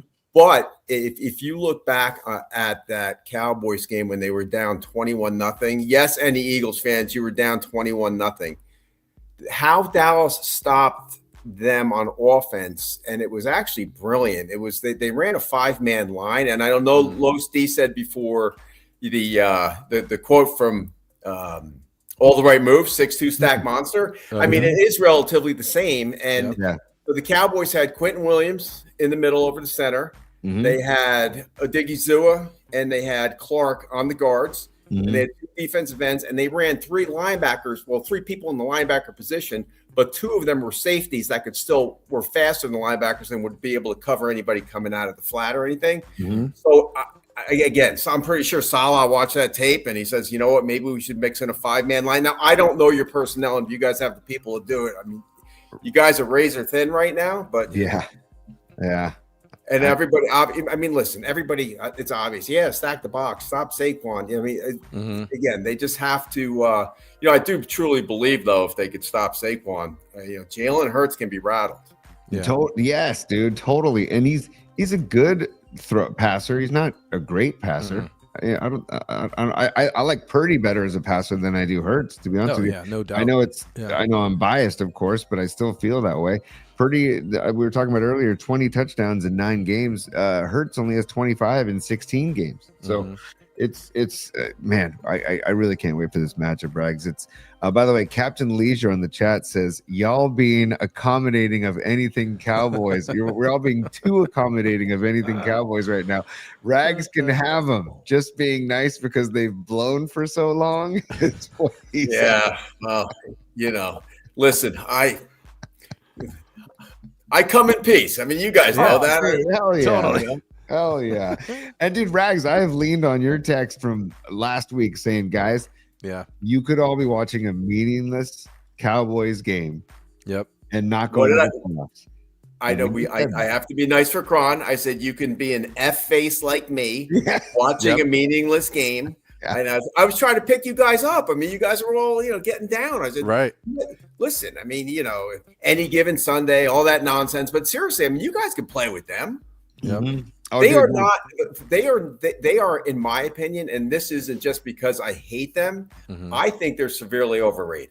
Yeah, it seems like the offense this year is they're really underperforming, and it's the highest paid offense if you just look at the offensive side of the ball that's ever been paid in history. So Lombardi was talking about it last night.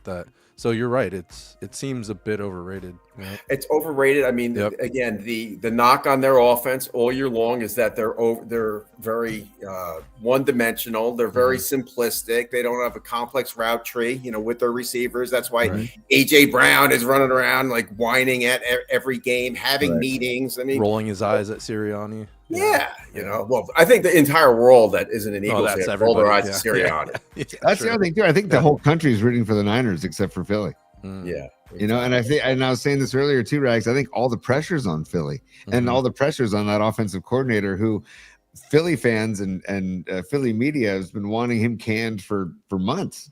Yeah, so it's an interesting situation. The vibe, we talk about the vibes of the Vibe Tribe and the vibes on the show and the vibes of the PMP Familia. The vibe is not strong in Philly, and I think that could play a factor in the cohesion. And if AJ Brown, if AJ Brown doesn't get a pass in the first half, then you're going to get a really ticked off, disgruntled AJ Brown, and he's going to be. It's going to be it's going to detract from them winning the game. I mean, I don't know, man. This is why I love football, though, because the build up. I love baseball because it is every day. I love that factor. But what I love about football is the build up to the game on Sunday and how we go all week long and on all the developments and learning about the practice window today of Ricky Pearsall not practicing, Trent Williams practicing individually on the side, D Winters practicing on the side. So it's really wild, man. Why can't they fly in McCaffrey's doctor or fly whoever? I mean, whoever healed him, get that guy in the locker. Yeah. The German doctor, get the German doctor. Get him here. Was it stem cells or what the hell was it in Germany? Wasn't it stem cells? I don't know. Yeah, stem cells, some sort of cells, but I mean, he was hooked up like Ivan Drago to the machines and exactly. Nice, Tom. Rocky IV, I love it. Yep. It's nothing. I mean, there's no revolutionary game. I mean, just McCaffrey. Again, I feel weird talking, but I obviously I'm a football guy. I mean, McCaffrey's just got to run the rock. Play action. I mean, again, that's again, I am not blown away by the Eagles. Everybody's the Eagles in Seattle, their defense. No, it's not. Seattle's like up here. I mean, the Eagles have a good defense. I'll give them credit, but they're not Seattle by any stretch of the imagination. And the Eagles, it seems when things aren't going their way, it just spirals. Right. Yep. Totally agree. I wonder if Niner fans that are in town for this game, if they're going to go to the Rocky statue and put a Brock Purdy jersey on it and call it Brocky again. If they're going to do that would be great. Brocky action. And favorite Rocky movie? Since you mentioned Rocky IV, both of you mentioned Rocky IV. Give me your favorite Rocky movie, Rags. That's a great question. Right? And last week they were doing a fifth. So this year is the 50th anniversary of the Rocky movie. They were because it was 1976 when it came out. They had an all-day marathon rolling. I think last Saturday, and I want to say 1, but I really love 2. In fact, and this is no BS. Do you know where I saw Rocky 2? I saw it in I actually saw it in San Francisco. Nice. No way. Yeah, because there's 100. I have 100 family members out in the Bay Area, out in Hercules. You know, my father was the third oldest out of 11 kids, and most of them ended up in the Bay Area. Yeah. Wow. So I actually there's, in fact, when I used to go on Paulie Mac's show and Murph, all my relatives would hear me on there. Nice. So they're out did the around Super Bowl Colin. Eagles drop. Yeah. Yes. Yeah, You were. yeah. I actually have both of those. So I was going to Nice. play today, but I didn't want to get you guys in trouble. I don't know if that's violation of trademark, whatever for the. Oh yeah. But yeah, I saw Rocky. So can I say tie 1 and 2? Sure. I mean, Sure. you know. I mean, do 3 and 4 get any love? Because I mean, you got to give. I mean, you listen. Mr. Yeah. T was entertaining. Exactly. You know, Ivan Drago was entertaining. 5 is just like, man, you guys really must need a paycheck. Right. Yeah. Right. And then Balboa. And listen, and the movie Balboa. But you know, probably my favorite scene in any Rocky movie is when Adrian's coming out of the coma and she says to him, "There's only one thing I want you to do for me." And he's like, "What's that?" And she goes, "Come here." And she goes, "Win." And then bam, and then Mickey goes, "What are we waiting for?" And then you hear the Rocky montage training scene. I actually have that on CD from way back in the day. Nice. You want to if you're ever down, you need energy. Yeah, just throw crank that in up. your ears. Yep. Yeah, the Rocky montage theme. Exactly. Song, so. No Hell question. Hey, Rags, thanks so much for taking the time. Before we let you go, and by the way, Paulie sent in his musical assignment. Oh, he sent it. Nice. He did. Wow. I'll get it in a second. But Rags, I know you participate weekly with the musical assignment, so you've been given the assignment earlier in the week. If you have something for us, we'd love to get it. I couldn't kind of in the I live for Rocky, so the only song that I could think of to give Philly or anything based with Philly any credit is the original Rocky theme song, "Gonna Fly Now." Beautiful. But what I hate is when they have Stallone at the stadium, at the top of the stadium, playing that music, because it just, you know, you hate to think that Rocky has, if he's affiliated with Philly, that's one thing, but not the Eagles, you know, and their stupid bird flapping theme song. And Fly Eagles Fly, and it's so dumb. I mean, the words don't even make sense. It's Fly Eagles Fly on the road to victory. Right. Should it be Fly Eagles Fly in the sky to victory? Right. Right. Yeah. You don't fly on a road, you morons. Birds are driving there. What's going on? Yeah. You know what I also like too is that the weather's not going to be a factor, because it's almost like San Francisco style weather this weekend. It's right now it's 51 degrees right now, and it's 4:30 out there. And 4:32. Yep. Yeah. So that's not an advantage. I think they want the snow or the rain or the freezing cold. I think the Eagles want that as an advantage. They're not getting that. So take that factor out of it. The weather's going to be fine. I mean, it's probably going to be in the 40s, 45-ish. Yeah. Fantastic. That's perfect. That's great. And Rags, now, by the way, are you still off the wagon? Are you still? You're not even going to believe this. So I went all of 2025. Yeah. And what's today? The 9th. So yeah, I'm 374 days. Dang, that's amazing, Wow. Rags. And probably sleeping like better than ever. Hasn't felt better, right? You feel great. I mean, and again, I was telling Paulie this when he was back home. Like, I hesitate to even talk about it because I don't want anybody to think like I was pushed into this or I had to go into the program. I just do it for self-discipline. You know? Yeah. I'm the most pro-alcohol guy you've ever met. Dude, first of all, that's fantastic. Good for you, dude. That's, and people are applauding you on the chat, dude. Yeah. Right on. Gravy saying congrats. Robot Centaur saying good for you. But do you have any sort of vice? Like, do you have any? Like, I know buddies of mine that don't drink anymore. They're like, oh, I'll throw a lipper in, or I'll throw a Zin in, or I'll throw. Again, I dip. Yeah. Mm-hmm. Yeah. I've always dipped. Do you dip when you golf? I have a dip in the entire round. Like the feeding the ducks bed that's been playing all game. Yeah, exactly. That's incredible. And my other vice is I am hooked on Fountain Diet soda. What? Fountain Diet Coke specifically. Get out of here, dude. I swear to God, 7-Eleven and do you guys have Wawas? Didn't you have Wawa? No, but Wawas are big back there. Yeah. So we're like Wawa, 7-Eleven, and believe it or not, McDonald's Fountain Diet Coke. It actually Google it when you have really nothing to do. They like triple filter their water. They have this unbelievably patented resume. So it's a thing. It's a total thing. Wow. Yeah. Okay. But it's like that's my caffeine. I mean, I go after the gym in the morning. I get a big 40 ounce. It's so stupid. A big 40 freedom. Yeah. I should go to like straw. Are you pro or anti straw? Oh, 100% straw. Yeah. I'm a straw fan. This is going deep into the weeds of Get in there. Get into the weeds. Yeah.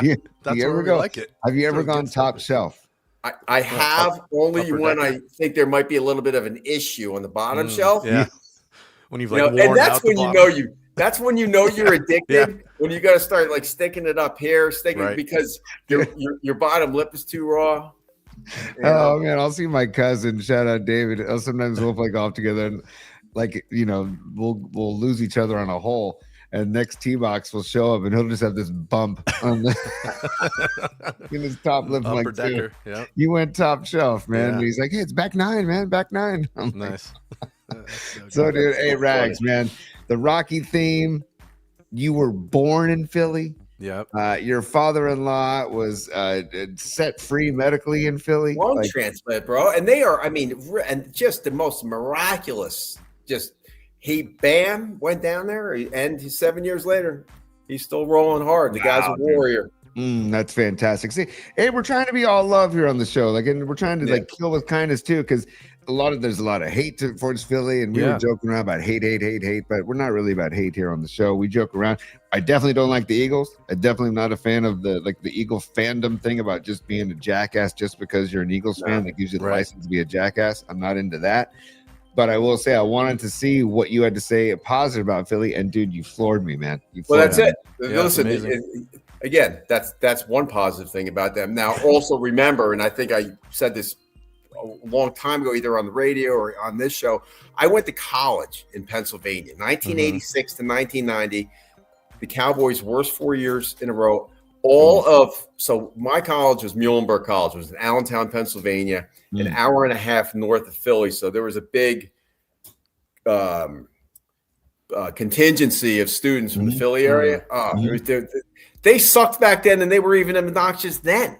Yeah, totally. Man. I can't tell you how many fights I got in with Philly fans. Oh, dude, that's why I won't go.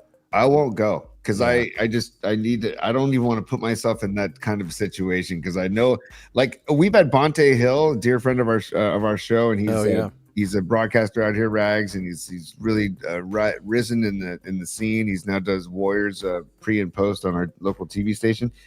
Big dude. He's about 6'6", big dude, and he went out there, and he went out there in 23, and he said, "Never again, never again." He goes, "That tested my mental fortitude and his restraint." Well, the other thing is, and I saw Bonnie, actually one of Bonnie's friends went to college with me, and Bonnie and Stevie B are the only two people who will get this. And this is another reason I hate Philly. So the Jersey Shore, there's a cutoff about midway down to the shore. North of that, everybody is Giants and Jets fans. For some damn reason, behind that, underneath that Mason-Dixon line, it's all Philly fans, because Philly's over here, the Jersey Shore, the bottom of it's over here, and instead of going somewhere else, they infested Southern Jersey in the Jersey Shore. So there's Eagles.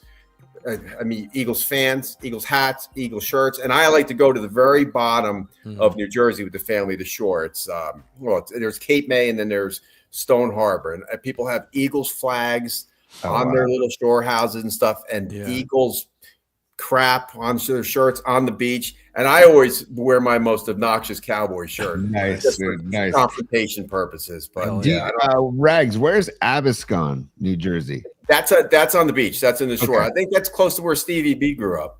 Okay, so because my dear friend here in locally, his family owns a tree farm, Christmas tree farm in Abiscon. Oh wow! and he's a huge Eagles fan. And they live out here on the West Coast now in San Carlos. And the great guy. But I'm like, dude, your only downfall is that you're an Eagles fan. That's the only. That's your own. It goes under my whole gist of like. But it's amazing. It's amazing how perfect. all of South Jersey Yeah. are Eagles fans. Okay. You know? Yeah. It's like nobody's perfect, dude. Like Bonnie, Scarlet Fire. I love Bonnie, but she's a Yankees fan. Nobody's perfect, right? What are you gonna do? What are you gonna do? That's one thing. I'm not a huge baseball guy anymore, but the Yankees are my team. My wife is a huge Mets head. So poor Tracy, that's my wife. The Mets, they got rid of your guy, the polar bear. That's right. Yeah. Oh yeah, I know. And by the way, I'm being corrected by Stevie B. I apologize to all of you New Jersey folks. Absikin. Yeah. Absikin. I said Abscon. Oh yeah. Absikin. So I apologize, Stevie B. I do not want to offend you, brother. So, and he says South Jersey is a whole different country. Yeah. It really is. It really is. Me and Stevie B had a nice little back and forth the other day in the chat line. So Tony Siragusa, rest in peace. He lived in Florham Park, where I live. Oh, yeah. Okay. And he used to help out with the youth football. Great guy. He's the guy who turned me on to the Pipe football shirt that I had on the other day. Oh, yeah. And actually, that's his company. Week, And I said, Stevie B, we were talking about something, and he actually, I think Stevie B worked at not a lawn care, home something, but he loaded a bunch of stuff. Stevie B, shout it out. What did you do? You loaded up Siragusa's car with plants or something down at the shore? Nice, dude. That's great. We'll get Stevie B to check in on the chat in a second, dude. Yeah. Any Siragusa, I was a Siragusa fan, but he said I loaded plants into his Chevy pickup truck. Yeah. At my first job at a flower farm garden center. That's awesome. Yeah, he had a house down in Ortley Beach. That's part of the Jersey Shore. And he says Stevie B is I was the size of one of his arms. Maybe he was just a monster. Monster. Hey, Rags, we've kept you long enough, man. Oh, this is awesome. Right on. Hey, thank you so much, man, for taking the time. Thank you for helping last week too. When I was love it. 2 weeks, and just knowing that you're there, dude. Your backdrop should actually be the stock backdrop, right? Because like Paul Tonelli uses the stock backdrop. I know. I don't have the. I don't have the piano. No grand piano. Losti and Paul Tonelli. Yeah. Yep. Yeah. I had the lights on the Christmas tree. It's the Christmas tree just sitting there naked, ready to be taken down. So, time to turn the page, man. Oh, it's the worst, man. I hate all the new year, new me nonsense. I mean, I'm in the sales world, so rah-rahs, climb the mountain again. I'm like, shut up. Every you know what? My life is just one long year period. I don't. Right. Low Steel knows what I'm talking about. I mean, climb the mountain. Hey, and by the way, I can feel your good vibes. Everybody. Oh, please, dear God, please beat the Eagles, please. Yeah. All right. No, we don't need no fly Eagles fly. Okay. No, we don't need any of that. Okay. I am rooting so hard for you guys. Love it, Rags. Well, thank you, dude. Paulie's back on Monday. We'll get you back on the show with Paul Mack when he's back on the. Oh, and by the way, I'll let you know while you're on the show, Rags. Here's Paulie's. Let's go. Assignment. This is his song for musical assignment. And dude, I wish I still had Triple E on the show because this is amazing. He said The Streets of Philadelphia by Bruce Springsteen. Nice. He says live at the Tower Theater, Upper Darby, Pennsylvania, 12/9/95. And he says the acoustic version. Wow. Nice. So Triple E and Paulie on the same page. That's great. I'm really excited you guys had me on today because Joe Schmo out in the comment, all week long he's went full conspiracy theory that me and Paulie are shacked up on the beach somewhere. Reenacting that engagement photo that we looked at last week. Yeah. So Joe Schmo, here I am. Paulie's with his. I hope he's with his wife, right, Tony? I hope he's not with what I like to say. Strange. I need some strange. That was the comment. When you guys are talking about stranger things, whenever I hear the word strange, I mean, I just I'm laugh. with you.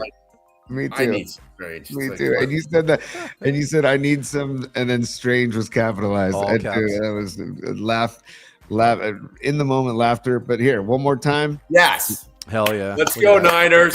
One more time. Hell yeah. Okay. So, hey, Rags, thank you, brother, dude. Boys, good luck, everybody out there. My PMP family. Good luck. I sincerely mean, please beat these guys. Yeah, right. Let's get the vibes going. I love how confident Philly is. I love how confident. Let him be confident. I think you guys are listening. Again, everybody knows you guys are banged up, but you guys are. You know what?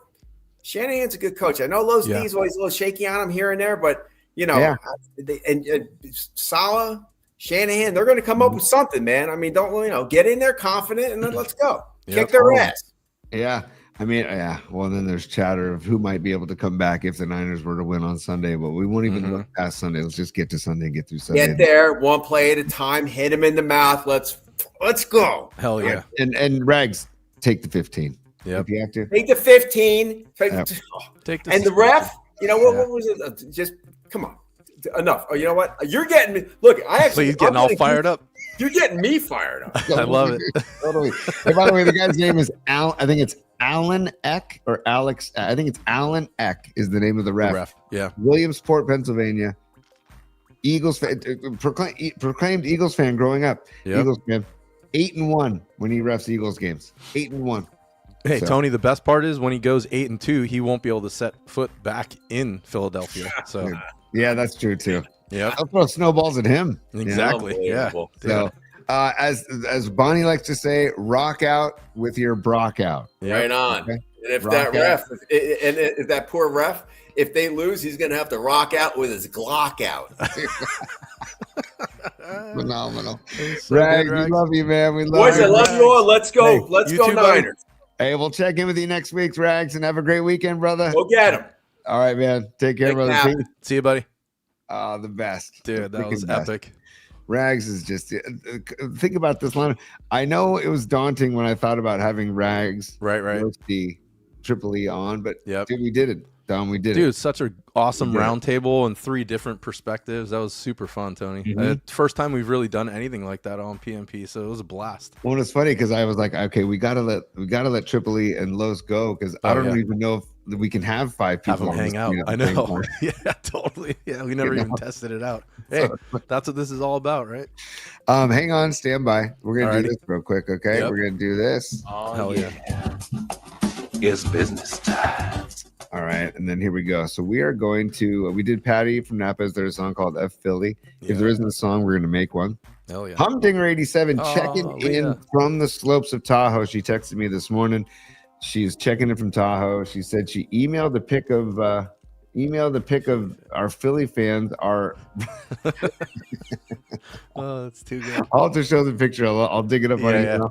She says love and hugs and vibes from the mountain. She was trying to hook up with Andrew Markoulis from Longbridge Pizza. I wonder if she did to get some runs in with on the mountain. On North Shore. Here. Hang on one Hell sec.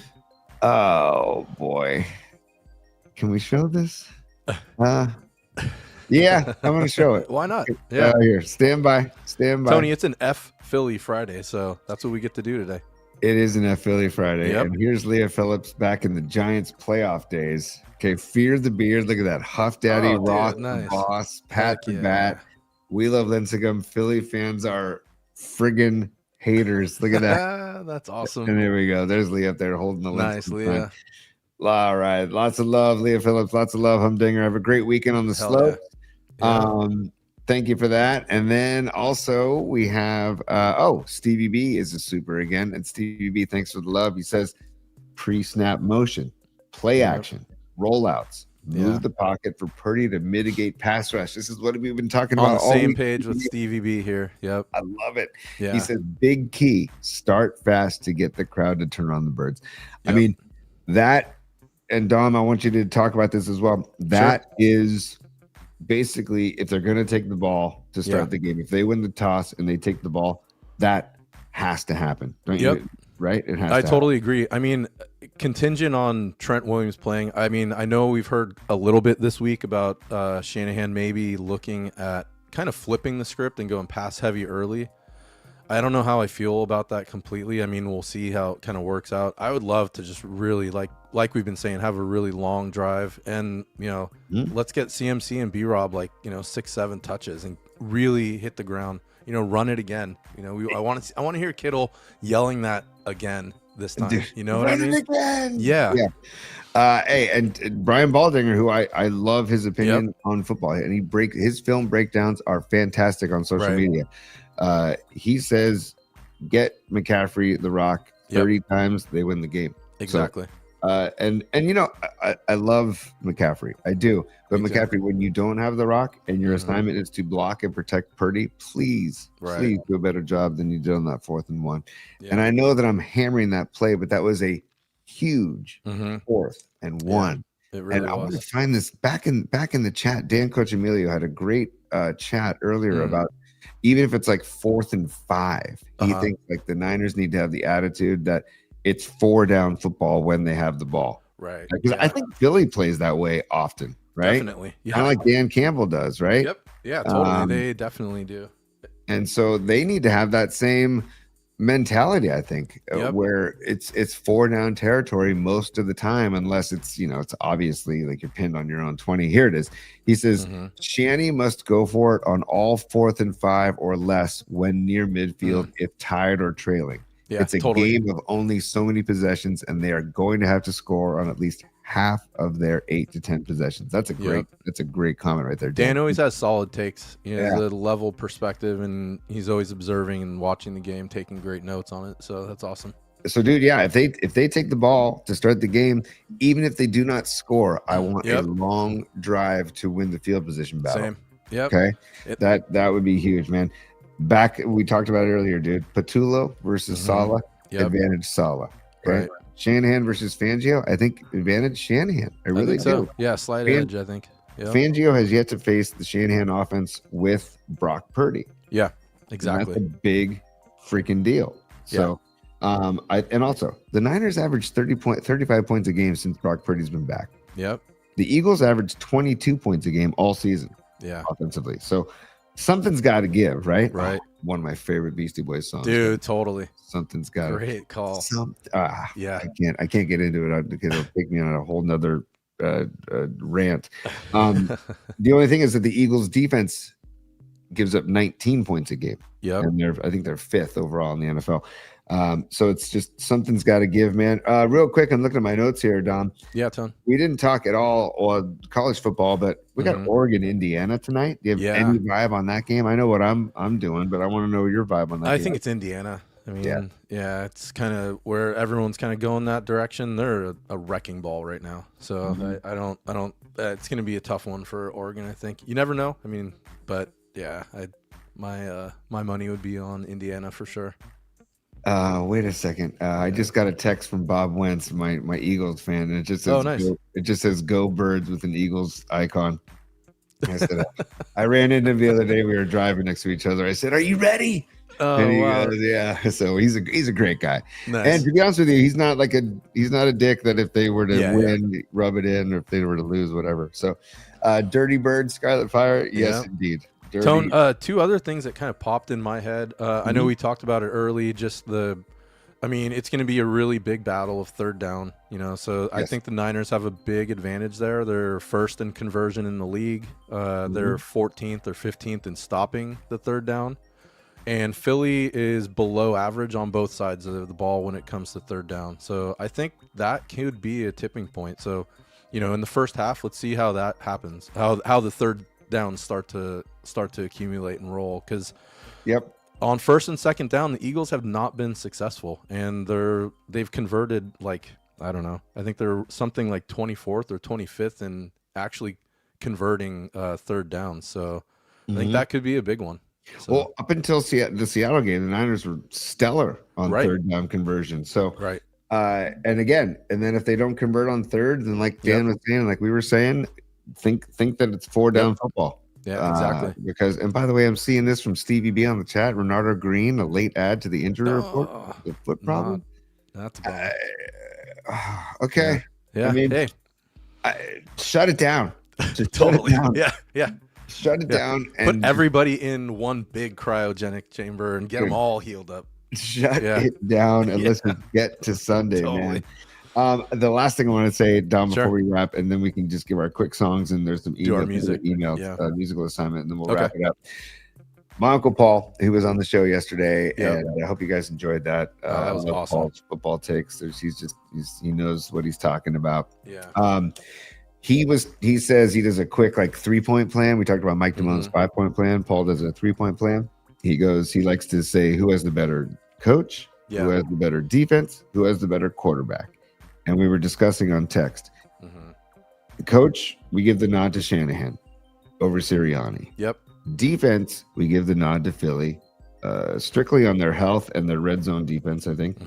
And then quarterback, I personally, and I'm biased on this, of course, but I'm personally give the nod to Brock Purdy. Yeah. Because I feel like he's a better overall quarterback. Hurts is good, don't get me wrong. He's good. But I feel like I'd give the nod to Purdy in that category. Purdy's passer rating is higher than Jalen Hurts. Yeah. And Purdy has 20 TDs in 9 games. Hurts is 25 in 16. Hurts has only 6 interceptions though, so I'll give him the nod on that. I'm on the same page with you on this, Tony. I think the one thing I was kind of thinking about, and sort of looking back to last year's playoffs and really the big games for Hurts is, Hurts runs the ball when it counts. So that could be a wrinkle that we really need to think that Saleh is going to have to really focus on, is keeping him contained. Because you never know, once he starts scrambling, and he's a great runner. So I would expect Patullo to kind of do some things.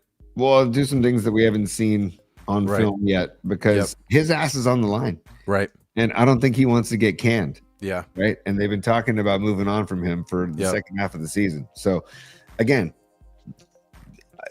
pressure's all on Philly. Yep. I love it. Pressure's all on Philly. Pressure's all on Patullo.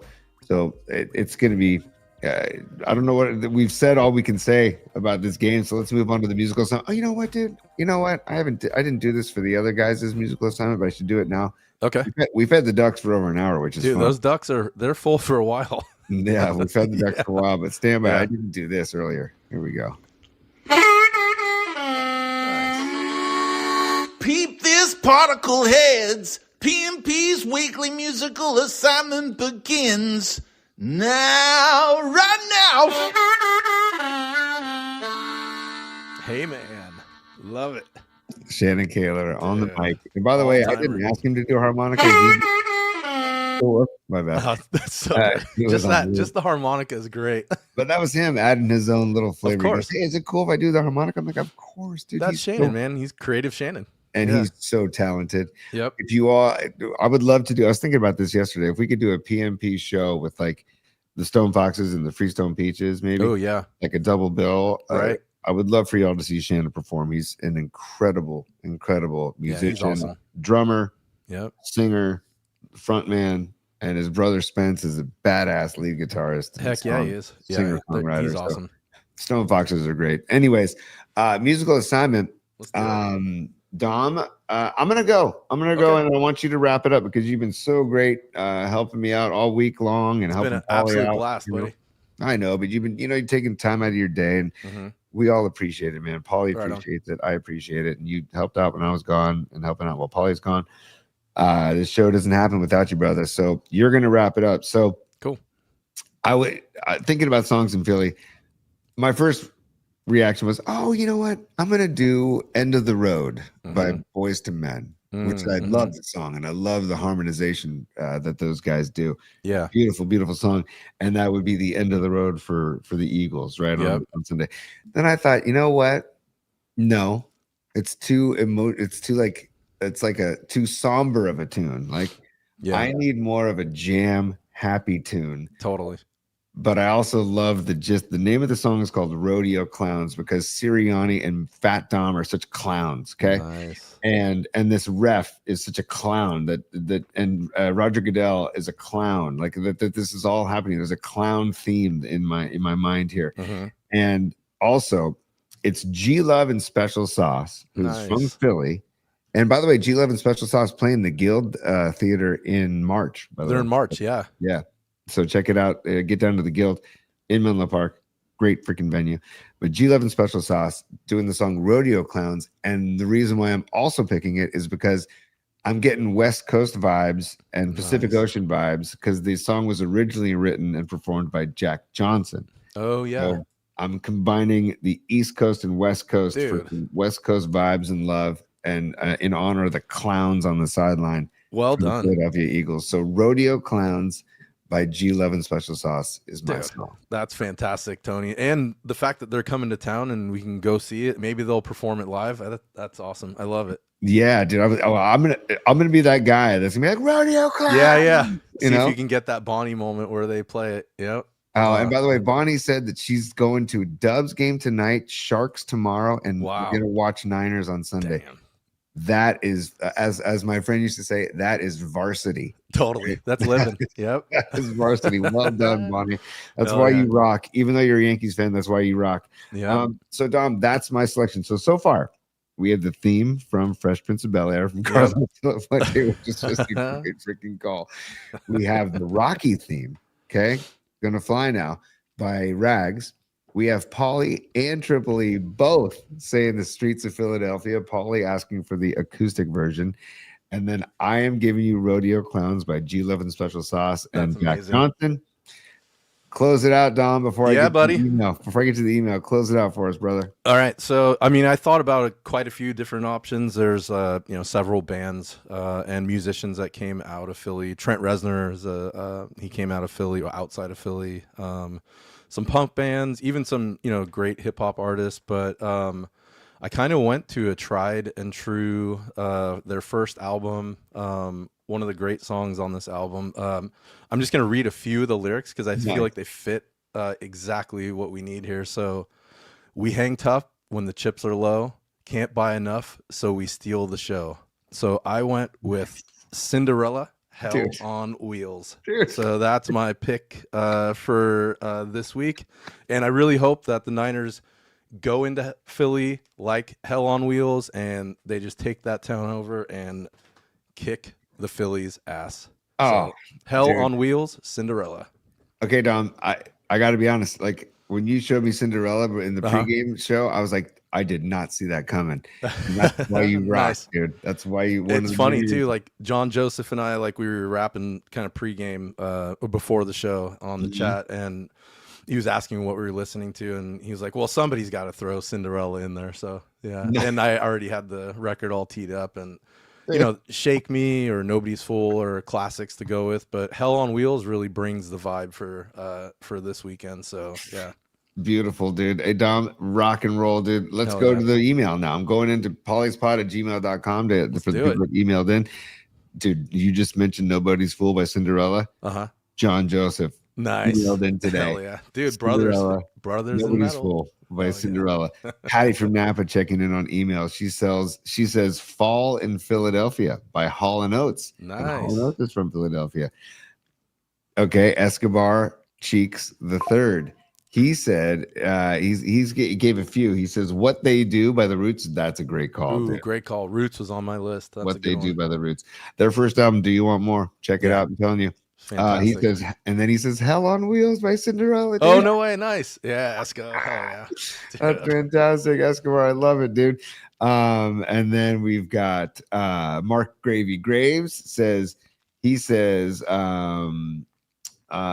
Rockin' Me by Steve Miller. He says, I went from Phoenix, Arizona, all the way to Tacoma, Philadelphia, Atlanta, LA. Gravy's always he's always got such a good wrinkle on the musical assignment. That's awesome. Yeah, he does. So that's thank you, Gravy, for sending that in. Then we got up next. Oh, great. And another guy who has great musical assignment every week is Greg Trela. And he says, for songs about Philly, I'll have to go with Hall & Oates and say, I can't go for that. Dude, nice. Great call. Good one. That's great call because we can't go for what's going down in Philly.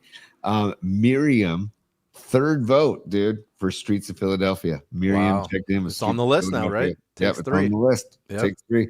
It's on the list. And let's see, that's anything else? That's it. That's then we got Stinking Badges. Stinking Badges says Gonna Fly Now, the theme song from Rocky. So Greg Collins, aka Stinking Badges, and Rags are on the same page, man. So that's great stuff, man. The musical assignment is in the books. The first ever show long Feeding the Ducks and Tony's Top 3 in the books. Yep. We've That was got so fun. Having the bed the whole time was classic. You know, what are you gonna do? Just making it up as we go. Yep. We're riffing here, we're improvising, man. And today is I was Freed. I see you out there. Peace out, brother. Have a great weekend. Yep. And thanks for all the help. Hey, Renardo Green, get better. Ricky Pearsall, get better. Trent Williams, get better. D Winters, get better. Miyagi to them. Yes. Come on, Miyagi. Dude, come on, Miyagi. Jesus, man. So Dom, I feel good. Me too. I actually feel good about the game, right? Yeah. I love that all the pressure's on Philly. Yeah. I love that they're 5.5 point favorites. Mhm. I love that they think everybody you hear thinks, oh, they're gonna win, they're gonna win. I love it. I love it. When you dive into it though, man, Philly's gonna score their share of points. Yep. I was saying to somebody yesterday, I see like a 27-24 or like 30-27 or 24-21, something like that. You know, there's going to be a lot of points scored, but that's my vibe on the game. Dom, I cannot thank you enough. We went 2 hours on this freaking show today. I love maybe it. one of the longest PMP episodes ever, but we had 3 other amazing guests on: Eric, Rags, Los. That was awesome. So yeah, a their lot of perspective fun. Was fun. Yeah. And also check out Triple E on the Locked On 49ers with Dwayne Board, dude. With Dwayne Board. What else do you need? So it's a great show. Right after the game on Sunday. Yeah. And we will be back here Monday, high noon, full strength. Hopefully a victory Monday. Hopefully we're playing. You just got your asses whipped. Okay, but I know we will definitely be playing. We would all like to be able to live an uncluttered life, a simple life, a good life. Right. And remember that on this program, there are no rules. Rules are, there ain't no rules. I hope everybody maybe goes and enjoys a beer this weekend. If you need a beer, grab a beer. Or if you want to enjoy some God's green earth. Herb. Herb is a plant. Herbs are good for everything. Or if you want to wait till Monday night and wait for this guy to play against the Texans. By the way, I forgot there's Monday night playoff football. I know, right? Totally. Nutty is that, Same dude. here. Go Indiana tonight. Although if the Ducks win, I'll be happy for Rising Wolf because Rising Wolf's an Oregon Duck. That's right. And I like the Ducks, man. I just feel like the Ducks have had their time in the sun, man. Like I feel like this is Indiana's year. I could be totally wrong there. I haven't done enough to study the game. Hey, Paulie, just a reminder. Oh, it's sticking. Come on. Hey, Paulie. Hi. Phil Sims here. There we go. And you know what? I think that's come on. God, it's sticking. No, that's weird. I don't know why it's sticking. I know. Let's go. Close Encounters. Oh, yeah, it's been a while. And we're gonna do some business time and be out of here. Dom, thank you everybody for checking out the show. Yeah, so fun today. All week long. I appreciate all of your support. You know, I miss Paulie dearly. We'll be excited to have him back on Monday full strength. We'll be back at it. But thank you all for tuning in. Thank you all for your support and checking out the show. Thank you to Carlos de la Fuente. Thank you for Dr. Matt Young. Thank you for Dominic Peralta and Stellar.design. Dude, by the way, you're going to the Goha conference. You're going to a conference with Goha Plant Care pretty soon. Yeah, right? in 2 weeks we'll be out in Florida helping to represent the company and just kind of talk about plant care and stuff. So it should be fun. Yeah. Dude, I'll share more once I maybe do like a live hit or a video once we're there. So I'll do reporting live from Florida.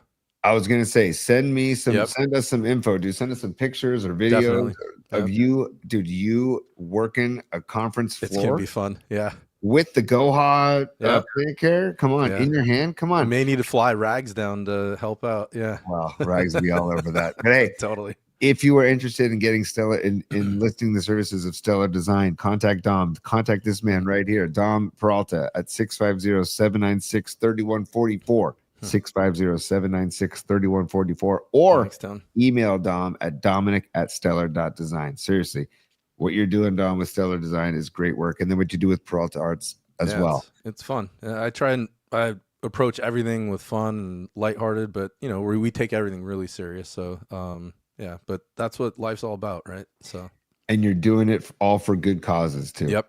And that's what I love about it too, Dom, is it's all for worthy causes, whether it's youth sports or whether it's for epilepsy, whether it's for saving sight, whether it's for plant care, like all these things. And that's just to name a few. So or Dom, PMP. I mean, that's what it's all about.